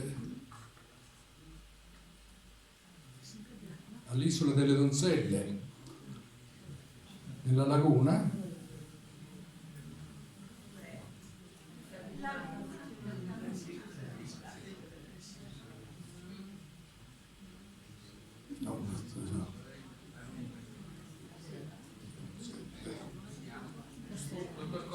C'è un intervento. Volevo chiederle, dottore, se dei tegami antiaderenti sono così pericolosi, solo quando sono spostati o anche da nuovo? No, allora, le padelle antiaderenti, di solito ci sono le indicazioni del costruttore, dice che dovrebbero essere cambiate 2 anni, anche se sono intatte dopo 2 anni, non usarle per più di 2 anni di fila, e poi o comunque buttarle via se appena ci sono piccoli graffi, insomma, eccetera. Però io dico sempre che le padelle antiaderenti, anche se hanno trovato moltissimo, come dire, hanno fatto molta presa, insomma, no? Anche perché i giornali si sono buttati a capofitto, però effettivamente le padelle antiaderenti, a meno che uno non usi anche la pentola antiaderente per cuocere l'acqua e la pasta, non è una delle principali fonti di esposizione, insomma, no? Uno frigge, ma magari friggerà una volta alla settimana. Più pericolosa, per esempio, può essere la carta da forno, anche quella, insomma, perché la carta da forno praticamente qualsiasi superficie che non assorba contemporaneamente acqua e olio o sporco, potete stare quasi sicuramente contiene PFAS. Potete fare la prova voi a casa, per esempio anche i carti, i sacchetti con i quali comprate il pane al supermercato dal fornaio, c'è il simbolo del riciclo, c'è PAP 21, 22, 20, quello che è. Se poi provate a mettere una goccia di acqua o una goccia di olio, e contemporaneamente usate per esempio un fazzolettino di carta, di quelle per usare il naso. Vedete che sul fazzolettino di carta oppure sull'asciugone, no, di cucina praticamente assorbe l'acqua e l'olio. Se lo fate sul sacchettino del pane, vedete che viene chiamata la prova della perla, perché non viene assorbito, rimane intatta la gocciolina, e quello sta a significare che quella carta è stata trattata con sostanze che la rendono impermeabilizzante. E lo stesso vale per tutti i sacchetti, le patatine, le merendine, eccetera, eccetera. Quando vendono i polli Sì. già cotti, che usano quel sacchetto di plastica. Sì. Quindi quello non bisogna usarlo, poi quei sacchettini della carta vengono considerati anche compostabili e riciclabili, però questo non va fatto, perché alla fine, soprattutto se le usate con il vostro orto, quelle PFAS che sono contenute nella carta, anche se direte riciclabile e compostabile, poi alla fine ve le mangerete, perché queste sono delle cose indistruttibili. Scusa, anche le pellicole per gli alimenti? Sì, sì. No, il polietilene quello non è. Però poi magari ne parliamo, c'è il problema delle microplastiche, questo, però solo quelle non contengono PFAS, possono contenere altri plastificanti, altri deterrenti endocrini, però non. Ecco, Sì, l'acqua di Vicenza si può bere? Di Vicenza, allora, si può bere perché secondo la legge sì, si può bere, non c'è ancora l'obbligo per i comuni di andare a dosare i PFAS nell'acqua potabile. L'obbligo sarà in vigore in tutta Italia e in tutta Europa a partire appunto dal 12 gennaio 2026. Però tanti comuni, tante regioni si stanno attrezzando per non arrivare, diciamo, impreparati alla scadenza del 12 gennaio, anche per, diciamo, mettere a punto le metodiche del laboratorio, stanno stanno esaminando l'acqua potabile, anche se non sarebbero obbligati a farlo.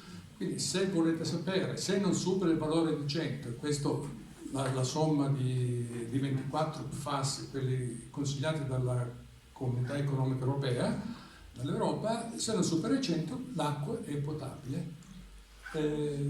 Certamente l'acqua è potabile, l'acqua può essere bevuta, però il problema è quello che vi ho detto prima, cioè tutti i limiti sono limiti che non hanno alcun significato biologico, sono messi lì per soddisfare le esigenze del gestore, le esigenze degli amministratori, per dare dei valori al di sotto dei quali non è necessario intraprendere delle azioni, che possono essere quelli di mitigazione, cioè quelli di eliminare i PFAS, di sottoporre a filtrazione l'acqua potabile, eccetera, eccetera. Però questo non significa avere un limite che sia veramente protettivo per la salute umana. Quindi quando parliamo di limiti bisogna vedere e capirci su cosa intendiamo. Se si tratta di limiti che debbono proteggere la salute umana, nel caso dei PFAS questo non esiste, perché i PFAS sono delle molecole estranee, non c'erano fino a 60, 70, 80 anni fa. Quindi il nostro corpo, i nostri antenati non si sono evoluti assieme ai PFAS, come per esempio si sono evoluti assieme ad altre sostanze cancerogene, l'arsenico, il piombo, eccetera. Tutti noi ce l'abbiamo nel sangue, ma queste sono sostanze, l'arsenico è un cancerogeno di classe prima come il PFOA, però fino a un certo valore può essere considerato sicuro, perché i nostri, per milioni di anni, centinaia e centinaia di migliaia di anni, gli esseri viventi si sono abituati, hanno sviluppato dei meccanismi di difesa contro queste molecole naturali, però ancora nel caso dei PFAS questo non avviene. Quindi se vogliamo tutelare la salute umana il limite è zero. È chiaro il limite nell'acqua potabile, soprattutto, ma anche negli alimenti e anche nel nostro sangue, cosa che non è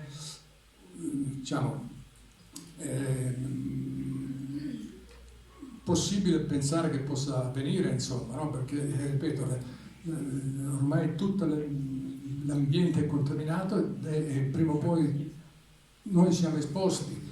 Nelle nostre macchine, nelle automobili, si calcola c'è almeno una media di 350 grammi di PFAS e noi ce li possiamo respirare perché per esempio vengono usati come gas refrigeranti, quindi nei condizionatori, ma anche nelle pompe di calore. I cosiddetti gas fluorurati sono come percentualmente fra i prodotti ad elevato tasso di produzione e di consumo. Questi gas ormai li mettono in tutti gli impianti di refrigerazione industriali, ma anche nei nostri frigoriferi, nei nostri anche negli impianti di condizionamento, di riscaldamento, nell'impianto di condizionatore d'acqua, d'aria nelle automobili, e quindi lì le lobby industriali si stanno opponendo al fatto che questi gas siano classificati come PFAS in modo tale da poter continuare a produrli e rimetterli nell'ambiente. Allora, ripeto, tutto quello che noi possiamo fare è innanzitutto cercare di appoggiare quella richiesta di messa al bando dei PFAS, cosa che dovrebbe avvenire fra 5, al massimo 2027-2028, perché è dal 2019 che si sta valutando questa proposta di restrizione universale dei PFAS, secondo il termine tecnico, cioè queste 5 nazioni di cui vi parlavo prima hanno, dopo anni di studio, hanno proposto che vengano eliminati questi PFAS da tutti i cosiddetti usi non essenziali e per i quali esistono già le alternative che siano efficaci per il mestiere che devono fare, quindi che siano impermeabili, che riescano a spegnere gli incendi come gli strumenti incendi contenenti PFAS, e che siano economiche, quindi anche sostenibili dal punto di vista economico. E rimarrebbero solo i cosiddetti usi indispensabili, soprattutto sono alcuni farmaci, perché noi adesso abbiamo sempre parlato male dei PFAS, insomma, no? Però bisogna dire che probabilmente tanti progressi della medicina non sarebbero stati possibili se non ci fossero stati PFAS. Per esempio, il Teflon è utilizzato per la costruzione delle valvole cardiache. Se c'è qualcuno qui che è stato sottoposto a intervento di sostituzione di una valvola mitrale o ortica oppure di una protesi arteriosa, femorale, eccetera, dell'aorta, e l'interno di queste protesi è rivestito da Teflon, appunto perché sono inerti, non reagiscono con niente, quindi simulano molto bene la superficie interna di una parete vascolare che normalmente è liscia e quindi lascia scorrere il sangue, non si fa attaccare, quindi non si formano le placche aterosclerotiche come nelle arterie normali. Poi con l'andare del tempo possono anche lì formarsi dei grumi, insomma, no? Però non c'è pacemaker che non abbia il PFAS. Le membrane, se qualcuno di voi è stato sottoposto all'intervento di anestesia generale, sicuramente ha respirato PFAS, perché le membrane del PFAS che consentono gli scambi gassosi durante l'anestesia generale sono a base di PFAS. Tanti farmaci, anche di uso comune, antidiabetici, antiacidi, se qualcuno vuole prendere farmaci tipo lansoprazolo, pantoprazolo, questi sono PFAS, classificabili come PFAS. Certamente, quindi hanno effetti benefici. I farmaci però che hanno, come dire, che noi, quelli che noi prendiamo come farmaci, che sono PFAS, probabilmente non sono PFAS a tutti gli effetti. Per esempio sono PFAS perché contengono almeno un atomo di carbonio, come ho detto all'inizio, legato con gli atomi di fluoro, però non sono persistenti come PFAS, tant'è vero che noi dobbiamo prendere la pastiglia una, a volte anche 2 volte al giorno, più, no? Perché vengono eliminati con le urine non rimangono, altrimenti basterebbe prendere una sola pastiglia per tutta la vita, per abbassare la pressione o per bloccare la produzione di acido dallo stomaco, no? Però questi noi li eliminiamo con le feci, li eliminiamo con le urine, vanno a finire nei depuratori, non c'è niente che possa trattenerli, soprattutto questi a corta catena, nei depuratori, e poi alla fine quindi vanno a finire nei pesci che separeranno l'acqua, negli alimenti, eccetera, no? Quindi diciamo strutturalmente dal punto di vista chimico sono PFAS, però sono diversi dai PFAS che vengono fatti per le pannelle antiaderenti o che vengono messe nei sacchetti, nei sacchetti per le patatine, contenitori e via dicendo. Però allora, per quanto riguarda questi oggetti medicali, diciamo, no? Se pensate tutti i tubicini che vengono messi durante gli interventi chirurgici quando uno è ricoverato in ospedale, se non ci fossero stati PFAS o altre molecole simili, probabilmente, ripeto, i progressi della medicina sarebbero avvenuti molto molto più lentamente, no? E quindi magari sì, da una parte fanno male perché possono causare malattie, soprattutto magari in soggetti predisposti per vari motivi, ma dall'altra diciamo che hanno consentito anche di salvare delle vite e di allungare anche la durata di vita media, no? E allora cioè, per questi diciamo, utilizzi indispensabili per i quali non ci sono alternative, per i quali è necessario, può essere necessario un tempo molto lungo per trovare delle alternative, perché una cosa è magari tirar via i PFAS dai vestiti, no? Però per sostituire un farmaco con un altro magari possono essere necessari decine di anni, perché bisogna trovare il farmaco, bisogna poi fare degli studi clinici, eccetera, eccetera, e quindi possono passare anni. Allora, per questi usi indispensabili, però saranno il 5-8% di tutti i PFAS, si prevede una deroga o illimitata nel tempo oppure massimo di 12 anni. Però per tutti gli altri, allora è prevista massimo una deroga da quando andrà in vigore la legge di 18 mesi, per esempio per quanto riguarda cosmetici, schiume, bombolette spray, i contenitori per alimenti, e massimo 5 anni per quelle alternative per le quali ancora non si è trovata una sostituzione, un possibile sostituto. Allora c'è questo progetto che si sta andando avanti con fatica e con il quale cominciano ad opporsi anche molti politici e soprattutto sotto la spinta e il condizionamento delle industrie. Allora, se volevo illustrarvi, dire qualcosa della plastica, no? Voi mi dite quando devo finire, insomma, se no...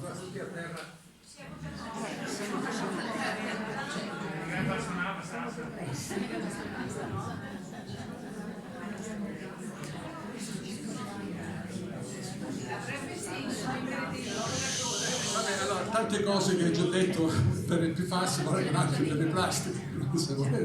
Io cerco di darvi delle informazioni, non è colpa mia, io dico passo per essere un terrorista, però un terrorista ambientale, insomma. No? Cioè, Grazie. però io ho degli ottimi maestri, il più famoso probabilmente è il grande divulgatore Luca Mercalli, che lui va dicendo in giro, sì, non riesco a terrorizzare a sufficienza le persone, perché se riuscisse a terrorizzare, forse, se riuscisse a terrorizzare come vorrei, probabilmente la gente si muoverebbe di più, prenderebbe le iniziative per cercare di mettere un argine a questo disastro ambientale. Un'altra grande maestra è la veneta Tina Merlin, no? Quella della Vajont, che lei aveva da anni, per anni e anni, diceva, per mesi quantomeno, diceva state attenti che qua la diga qua il monte, come si chiamava? Toc cadrà, succederà un disastro, nessuno l'ha ascoltata. Fu messa sotto processo a Milano per varie, sempre per aver diffuso notizie allarmistiche, eccetera, eccetera. Quando fu prosciolta dopo alla fine del processo, ha detto: anch'io mi pento di non aver suscitato ancora più allarme, perché nonostante mi dicono che abbia allarmato la popolazione, alla fine nessuno ha preso dei provvedimenti. Però diciamo, il fine qual è di queste notizie? Io, non è colpa mia né colpa vostra se è stato creato queste cose, insomma, non questo stato di cose. L'unica cosa è cercare di prendere coscienza, di essere informati in modo serio della situazione in cui ci stiamo trovando, di cosa si può fare, perché ognuno di noi possa prendere dei provvedimenti per tutelare la salute propria e quella dei propri familiari, aspettando che le autorità, i decisori politici prendano dei provvedimenti che vadano nel senso che noi vogliamo. Però ho l'impressione che con questi chiari di luna, insomma, è difficile che si riesca ad ottenere un cambio di passo, di paradigma da parte delle istituzioni, insomma. Allora, questo per parlarvi un po', per introdurre il problema delle plastiche, mi sono rifatto a delle affermazioni di uno studio fatto da una grossa congrega di terroristi ambientali che va sotto il nome di Forum Economico Mondiale. Sentite ogni tanto, ogni anno, parlare in televisione di questi signori che si riuniscono a Davos, una splendida, una bella località sciistica della Svizzera, e questi hanno fatto questo rapporto sulla plastica, dove si dice che sono le microplastiche, quindi i frammenti della plastica, anche se sono invisibili, sono dannosi per la salute, possono provocare tutta una serie di malattie, e è inutile che stiamo a parlarci, inutile impegnarci per riciclare la plastica. Soltanto il 9% della plastica viene riciclata, tutto il resto va a finire nell'ambiente, nei scarichi, nei mari, eccetera. E quindi noi dobbiamo, quello che dobbiamo fare è quello di cercare di ridurre la plastica, la produzione. Tant'è vero, sempre dicono questi terroristi del Forum Economico Mondiale, l'Agenzia per la Protezione dell'Ambiente ha dichiarato il simbolo del riciclo, quello che vi dicevo prima, no? Quel triangolino che si vede sulla carta oppure sugli altri oggetti in plastica, dice è il simbolo, è ingannevole e fuorviante, tanto è vero che negli Stati Uniti prima, nell'altra epoca, si sta valutando la possibilità di vietare l'utilizzo di questo simboletto.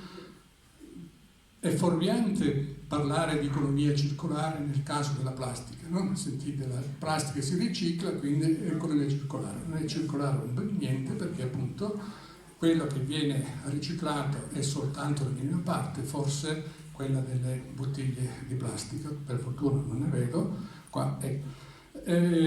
Quindi quello che dovremmo fare, soprattutto le aziende ma anche i governi, è andare a ridurre la produzione di plastica.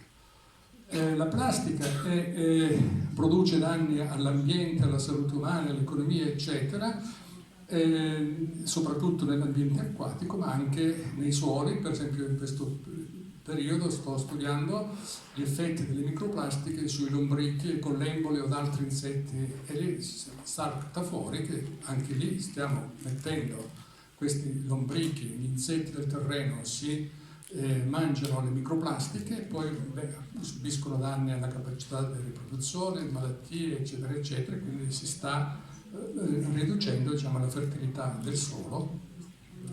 Qui vedete i vari tipi di plastica, vado un po' veloce, quelli sono utilizzati, il polipropilene, poliuretano, il PET, i vari tipi di plastica che vengono utilizzati, ce ne sono di vario tipo. Quelli più pericolosi sono, diciamo, le micro e nanoplastiche. Le microplastiche sono quelle che hanno meno di 5 mm di diametro, e le nanoplastiche quelle che hanno 0,1 micron il micron è la milionesima parte del metro. Una fonte importante di microplastiche è quelle che vengono rilasciate dai pneumatici delle nostre macchine. Quindi una cosa che potremmo fare è cercare di utilizzare il meno possibile le macchine, soprattutto per utilizzare questi enormi SUV per chi li utilizza per andare in città a fare la spesa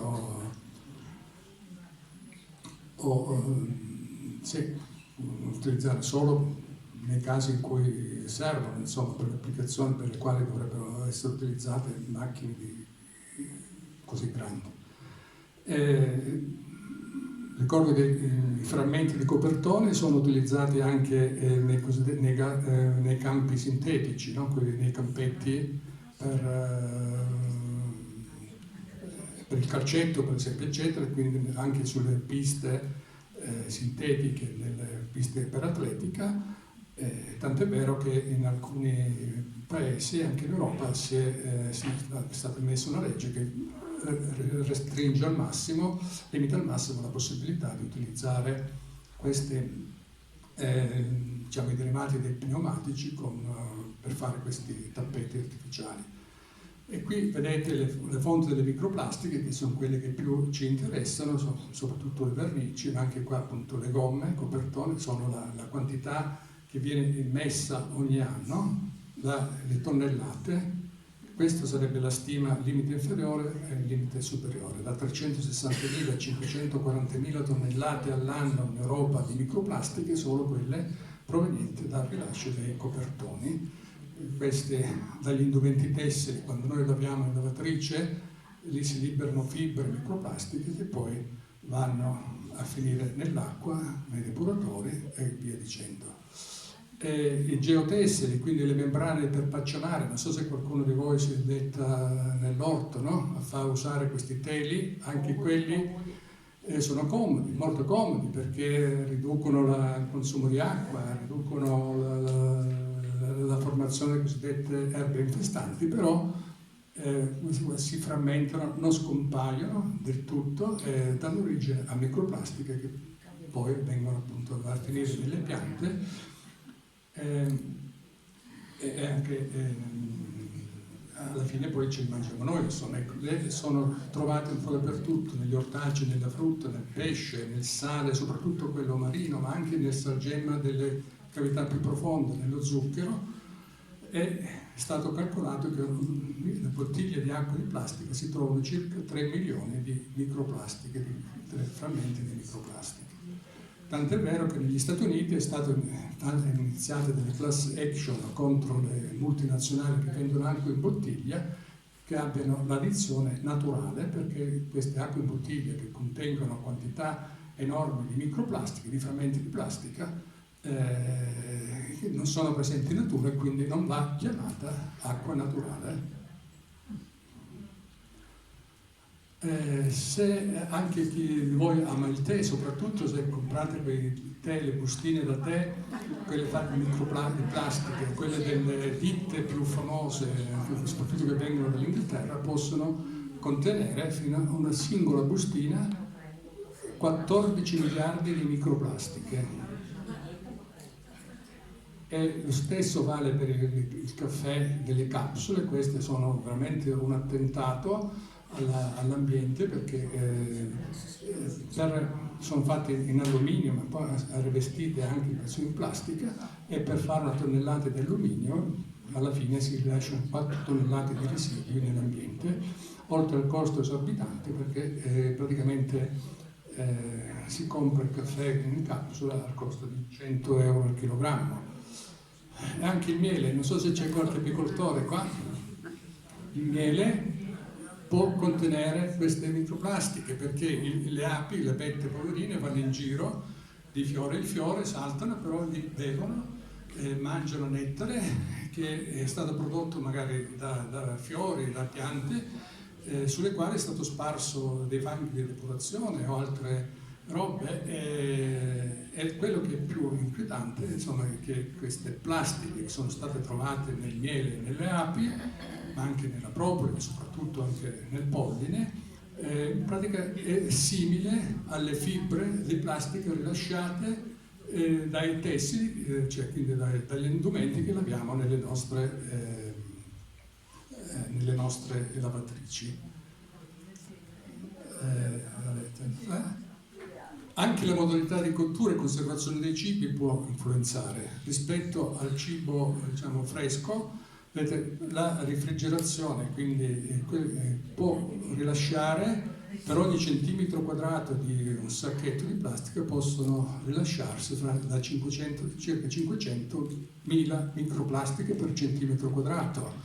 La temperatura ambiente di solito molto di meno, ma quello che è peggio sono le microonde. Il microonde si può arrivare anche al rilascio di milioni di microplastiche per centimetro quadrato. Il forno a microonde non va messo niente che abbia a che fare con la minima parvenza di plastica, anche se l'oggetto, il contenitore, ve lo vendono come compatibile con il microonde. Per ritornare ai PFAS, per esempio, particolarmente disastrosa è l'utilizzo di quei sacchettini per il popcorn che si gonfiano, che si fa istantaneamente. Lì vengono rilasciati quantità enormi di PFAS che sono stati messi all'interno del sacchettino per non far assorbire l'olio, insomma, no? Che viene utilizzato, che viene messo per far poi diciamo, cuocere il popcorn.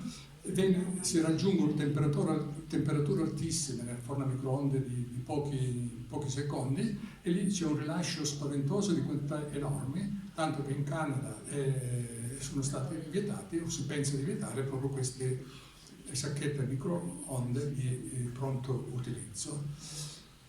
Qui vedete nell'area esterna soprattutto ci sono quantità di microplastiche e spesso nell'area delle nostre case ce n'è molto di più rispetto a quella esterna, tanto è vero che si consiglia di arieggiare il più possibile le case e di trascorrere il maggior tempo possibile all'aria aperta perché questa non sia inquinata.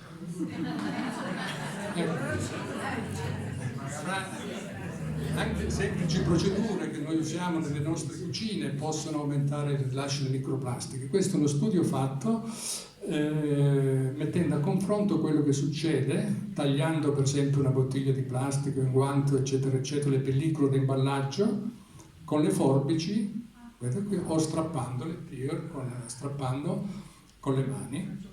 E qua, dopo, per esempio, già bastano pochi secondi, alcuni minuti, da 5 secondi, 3-4 minuti, e se si apre con la forbice aumenta notevolmente la quantità di microplastiche rilasciate nell'ambiente, da 0 comincia a salire. E la cosa è ancora peggiore se si utilizza, per esempio, strappando più o meno violentemente i sacchettini di plastica, aumenta notevolmente il rilascio di microplastiche nell'ambiente della nostra cucina. La stessa aprire il tappo, la bottiglia di plastica col tappo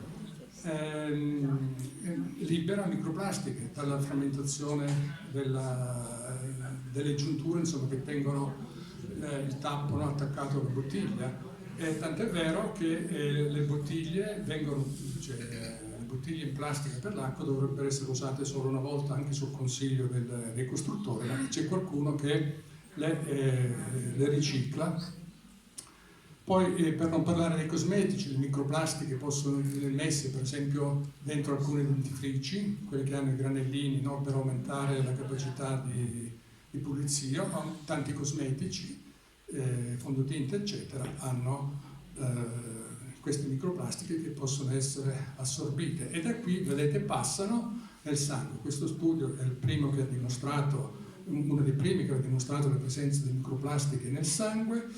Quest'altro la presenza di microplastiche di vario tipo in tutte le regioni dei polmoni, ma le microplastiche sono anche in posti un po' delicati, come per esempio il pene maschile, quindi nei bambini, durante la gravidanza, anche qui come PFAS passano le microplastiche, vengono inalate per via respiratoria e trovate anche nel latte materno come il PFAS.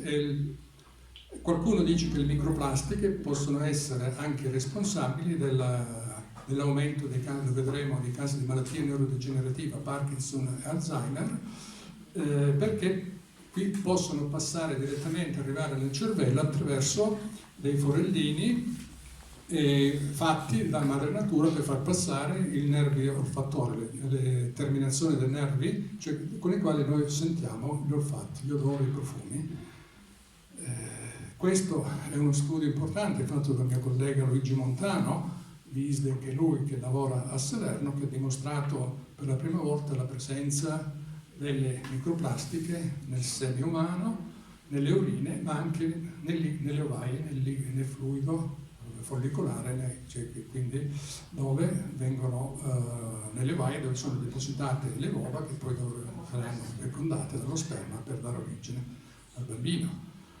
Quindi tutta questa serie di malattie, tipo anche qui, che possono essere alcune tumorali, soprattutto il cancro del colon, ma anche alterazione del sistema immunitario, infiammazione, eccetera. Ecco, questo è uno studio italiano, uno dei primi, che ha dimostrato come le microplastiche possono trovarsi anche nelle placche aterosclerotiche, cioè quindi nell'aterosclerosi, che i depositi di grasso, gli accumuli si fanno nelle pareti delle arterie, e da lì la presenza di queste microplastiche rende più facile il distacco di frammenti, quindi la formazione di emboli che vanno poi a infilarsi nelle arterie provocando ictus cerebrale e anche una mortalità. Quello stesso succede anche per il fatto del miocardio. Questo è un recente studio fatto sui topi, che ho tradotto anche sul mio sito, che dimostra come già dopo pochi minuti dall'iniezione di microplastiche nel cervello dei topi si riduce il flusso di sangue. Vedete qua le zone colorate in rosso, vedete come diminuiscono. Dopo 30-40 minuti si riduce si formano dei trombi dalle cellule che si ingolfano, cercano di captare ed eliminare queste particelle messe nel sangue e quindi si occlude, il trombo non passa più sangue e si forma l'ictus. Ma perché le sostanze, le microplastiche sono pericolose? Perché non tanto per se stesse, ma in quanto si può spiegare gli effetti tossici delle microplastiche col cosiddetto effetto cavallo di Troia, cioè le plastiche, girando dappertutto per i suoli, l'acqua, si possono attirare delle sostanze chimiche, fisiche, PFAS, piombo, arsenico, sostanze tossiche che poi si attaccano a queste frammenti di plastica che poi vengono veicolate direttamente all'interno, come fecero i greci che volevano assaltare Troia, si nascosero dentro il cavallo di legno, poi si aprì, di notte uscirono e misero ferro e fuoco conquistando Troia. Lo stesso succede con queste microplastiche, portano dentro a cavallo, sono come dire, un taxi che permette a queste sostanze estranee di penetrare nel nostro corpo. E questo studi che dimostrano come c'è una riduzione di alcune componenti delle microplastiche nei bambini, addirittura il cervello più piccolo, quindi una riduzione del volume della materia grigia di questi bambini all'età di 10 anni, e allo stesso abbiamo detto come queste microplastiche sono state chiamate in gioco anche per quanto riguarda l'insorgenza e la progressione del morbo di Parkinson e della demenza. Visto che siamo in Veneto e si è molto sensibile al discorso SCAI, si può valutare quanto costa per la società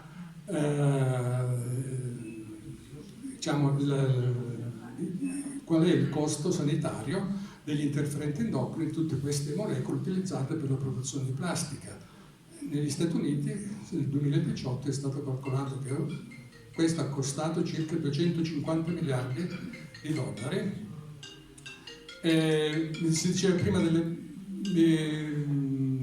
delle plastiche biodegradabili, Saranno compostabili ma non sono biodegradabili, perché dopo 3 anni ancora si possono trovare, soprattutto nell'ambiente marino, perché non è che scompaiono, l'unica cosa che fanno è che si frammentano in pezzettini sempre più piccoli, cosiddette microplastiche, allo stesso modo di quanto succede con la plastica convenzionale, eccetera. Questo, dicevo, c'è il regolamento europeo che vieta l'utilizzo di queste microplastiche in certi cosmetici, l'erba sintetica, eccetera, eccetera, appunto per l'uso di giocattoli e cartoleria.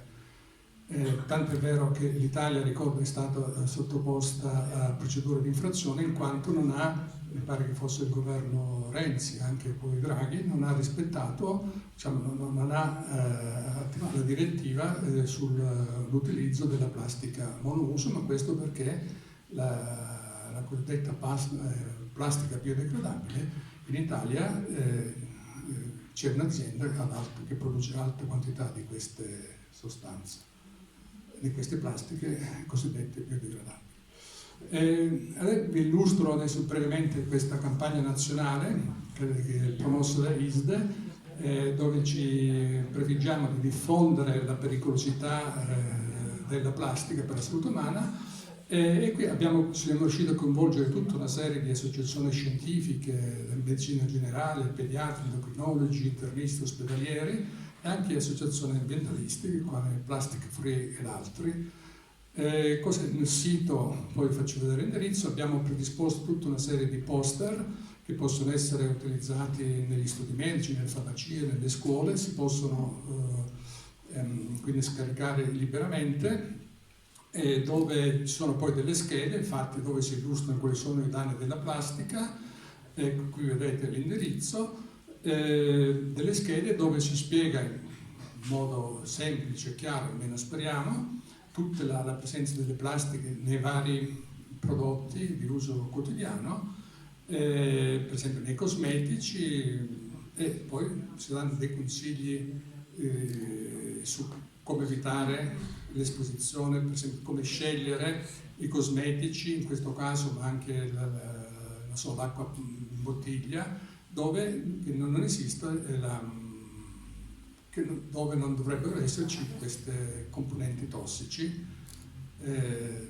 L'acqua in bottiglia in plastica, soprattutto ci siamo dedicati su un aspetto particolare, siccome spesso viene consigliato di utilizzare l'acqua in bottiglia rispetto all'acqua naturale, in quanto utilizzando l'acqua in bottiglia ci sarebbe un rischio minore di calcoli, noi spieghiamo perché bisogna sfatare questa notizia falsa e tendenziosa. Non è vero che utilizzare l'acqua in bottiglia praticamente di tutte le specie, di tutte le ditte, riesca a ridurre il rischio di calcoli. Quindi questi alcuni consigli su come evitare l'esposizione, ridurre per quanto possiamo l'uso delle plastiche. E poi c'è questa campagna di formazione su come bisogna agire, no? Soprattutto su quelli che saranno i cittadini del futuro.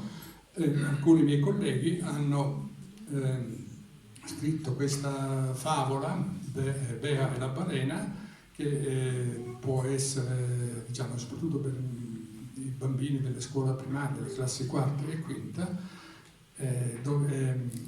per le quali è prevista la possibilità, su richiesta degli insegnanti e dei maestri, di avere un farmacista e eventualmente un medico che spieghi ai bambini in modo semplice, accattivante e divertente, facendo uso anche di slide, diapositive già preparate, che, ripeto, si possono scaricare e utilizzare indipendentemente dal fatto che si richiede la presenza di un medico o di un farmacista dell'Abboca, che è l'azienda che ha creato, diciamo, che ha finanziato in tutto e per tutto questo progetto, senza tuttavia mettere, diciamo, il becco sul contenuti, quindi non c'è stato alcun condizionamento, come si dice. C'è appunto poi questo decalogo che si può spiegare ai bambini. E infine l'altro progetto molto importante che riguarda gli adulti è la cosiddetta spesa sballata. Sballata nel senso di senza imballaggi, e quindi tornare come si faceva una volta all'acquisto di prodotti sfusi. Questa è un'iniziativa che è partita per la prima volta a Varese, creata dall'USL di Varese, dall'amministrazione provinciale di Varese, e cui si sono associati i medici, alcuni medici di ISDE. Hanno stabilito delle linee guida, dei consigli, ma anche dei vantaggi, per esempio per i piccoli commercianti che accettano di partecipare a questo progetto, che prevede che ogni cittadino possa andare con i suoi contenitori a comprarsi la roba che gli interessa, soprattutto diciamo, prodotti alimentari. E questo c'è stato il coinvolgimento dell'URSS perché per evitare possibili problemi di rivalsa da parte dei cittadini che dovessero avere per esempio dei disturbi, cioè se uno gli viene la diarrea perché ha comprato la mozzarella, gli dice è colpa tua perché non hai gestito, però il commerciante no, è colpa tua perché hai usato un contenitore non pulito. Allora sono state stabilite delle regole per cui chi le rispetta sa che il cittadino quando va lì a comprare la roba sfusa già accetta, si presuppone che l'abbia utilizzato, disinfettato come si deve secondo i consigli datigli da queste linee guida. Questo progetto è stato poi ripreso qua in Veneto dai miei colleghi di Venezia, ISDE Venezia, soprattutto da Paolo Regini. Forse sono già partiti, ma noi lo stiamo portando anche a livello nazionale con l'Istituto Superiore di Sanità. Abbiamo proposto che queste linee guida fossero fatte diciamo, a livello nazionale, quindi dovrebbero essere pubblicate fra un po'. E si spera appunto che prenda piede, e questo soprattutto perché bisogna ridurre, come ho detto prima, la plastica. Chi vuole essere interessato, c'è questo volume scritto a cui ho partecipato anch'io con un capitolo da vari autori sugli effetti sulla plastica, è una rivista curata dall'Università di Perugia. Poi questo era il libro di cui vi ho parlato.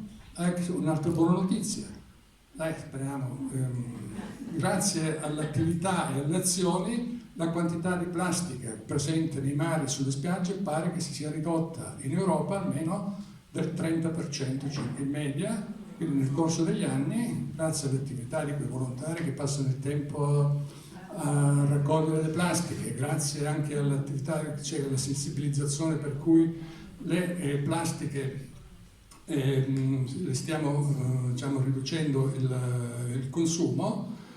E visto che si è fatto tardi, chi volesse fare merenda, consiglierei di andare, forse ancora non è l'ora, però fra qualche anno potreste andare a prendere un gelato derivato dalla plastica. Questa ricercatrice italiana, qui per caso, grazie sempre alle api, cosa che era successa anche a me, aveva scoperto che le tarme della cera, che sarebbero quelle farfalline che si formano dalla farina, che vengono sfruttate dalle api per pulire dentro l'alveare, sono in grado di degradare la plastica. Allora ha fatto degli esperimenti, in effetti è vero, degradano la plastica, e dai prodotti di degradazione della plastica, soprattutto delle bottiglie, del PET, si forma l'acido vanillico, che è un componente della vanillina che viene utilizzato può essere utilizzato per fare i gelati. Quindi questo potrebbe essere un esempio di economia circolare. Lei dice che non ha dovuto assaggiarlo perché, essendo un prodotto artificiale, i gelati hanno fatto i gelati, perché essendo un prodotto artificiale la legge in Spagna, lei lavora in Spagna, vieta di ingerire, però forse secondo me non ha avuto il coraggio di assaggiarlo. Però se volete assaggiarlo ditemi com'è la prossima volta che ci troviamo. Grazie e scusate se...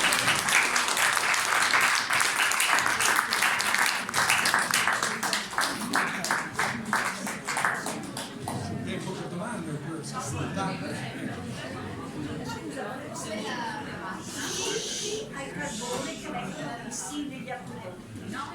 Ma c'è la possibilità di utilizzarlo anche a casa, cioè sul proprio rubinetto. Esiste questa... Sì, allora esistono diversi tipi di filtri. Allora, i filtri a carbonio, i filtri a granuli di carbonio attivati, che vengono chiamati così, però in genere sono utilizzati prodotti dalla noce di cocco, fibre di noce di cocco, quelli più efficaci, che assorbono un po' tutto, assorbono il FAS, ma anche tutta una serie di sostanze presenti nell'acqua potabile o anche nei fanghi di depurazione, per esempio, eccetera.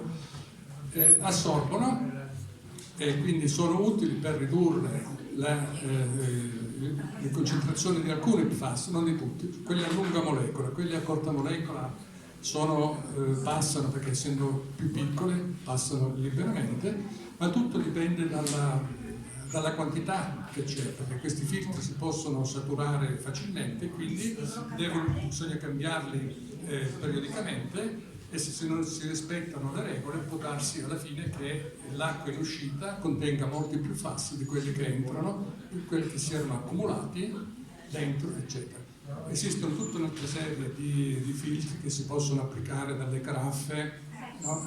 Anche al rubinetto, o prima che l'acqua entri dentro casa, però dipende, è un costo, cioè alla fine per usare questi filtri più efficaci, più efficienti, bisogna programmare un costo di oltre 2.000 euro all'anno, scusate, come per ammortizzare i costi dei filtri, e poi devono essere cambiati almeno una volta al mese, perché altrimenti, ripeto, si saturano e peggio. Ma il papà a livello statale? Scusate, per non banalizzare argomenti importanti, penso che, visto l'orario che abbiamo fatto, conviene programmare che l'anno prossimo torni a trovarci e parliamo solo delle plastiche, perché sennò trattiamo superficialmente, velocemente cose che verrebbero sono a disposizione. Bravo. Per cui è stata grande, importante, e adesso chiudere in fretta con 4 domande e risposte strette quando ci sarebbe bisogno di spiegarsi con calma. Io penso che se sei disponibile, Certo, siamo già. Volentieri. No, io Se volevo fare qualcuno, una... cioè io, anche dopo posso ancora c'è la mia email, l'indirizzo, se possiamo scrivere. Guardi, con queste premesse, se ci staremo fuori Io volevo chiederle, dottore, come leggere i dati che ci sono sul sito di Acque Vicentine sulla nostra acqua che beviamo. Io controllo sempre, vedo l'acqua nella mia strada, diciamo, ci sono dei residui di FAS. E come leggerli? Cioè, possiamo stare tranquilli perché sono sotto ai dati, ai massimali, diciamo, oppure ci dobbiamo preoccupare? Io non bevo acqua in bottiglia, bevo l'acqua dal rubinetto, anche per una scelta contro la plastica. Quindi cosa fare? Allora, io dico, anch'io consiglio comunque di non bere acqua in bottiglia, se proprio volete prendere acqua in bottiglia di vetro. Quella delle casette dell'acqua. Sì, probabilmente sono anche a PFAS 0, però potrebbero contenere anche quelle microplastiche, perché sono filtrate, sì, però bisogna vedere se i filtri sono in grado di tenere queste microplastiche, che ripeto sono dell'ordine di un micron, quindi di un milionesimo parte di un metro, e non tutti i filtri. Io vado a raccogliere le bottiglie di plastica. Sì. Allora, sicuramente i valori, io adesso non so, non ho soppresenza, bisognerebbe avere un rapporto, però solitamente c'è scritto il valore di riferimento. Per quanto riguarda il FAS, allora, Se mi dice da amministratore potrei dire sì, è perché gli danno sicuramente acqua con meno di 100 nanogrammi per litro.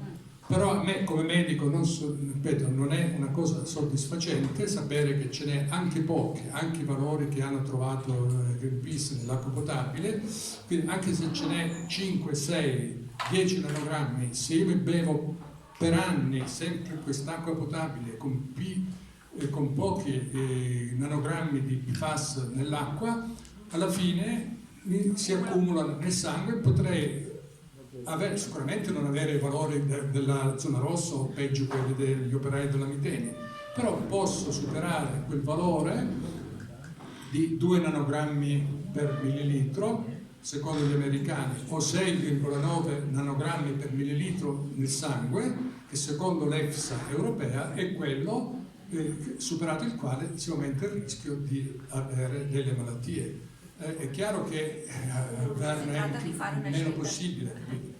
Il problema è che so che per esempio ad Arzignano metteranno dei filtri, ho sentito voce che anche a Vicenza probabilmente si sta pensando di mettere dei filtri in modo tale da assicurare acqua a valore zero per quanto è possibile, no?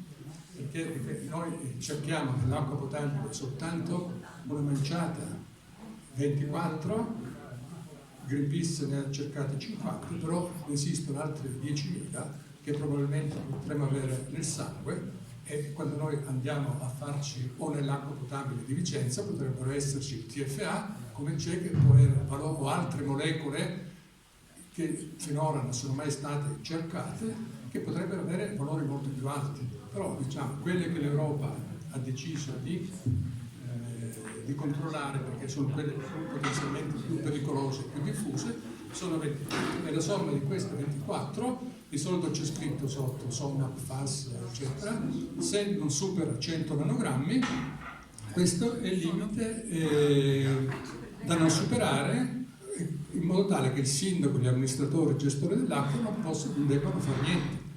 Ma questo è un limite messo soltanto per questioni economiche, perché capite che se un sindaco si trovasse l'obbligo di avere zero, dovrebbe filtrare praticamente l'acqua di tutto l'acquedotto, e quindi il sindaco, ma tutti noi, dovremmo sopportare delle spese, dei costi notevoli. Invece mettendo questo 100 nanogrammi, diciamo, si cerca di salvare capre e cavolo forse, e quindi risparmio soldi per non depurare l'acqua, e vabbè, se qualcuno si ammala sarà sempre un minimo, 1 su 1 milione, 1 su 100.000, rispetto a quelli che magari potrebbero ammalarsi se superassero un valore molto più alto. Grazie.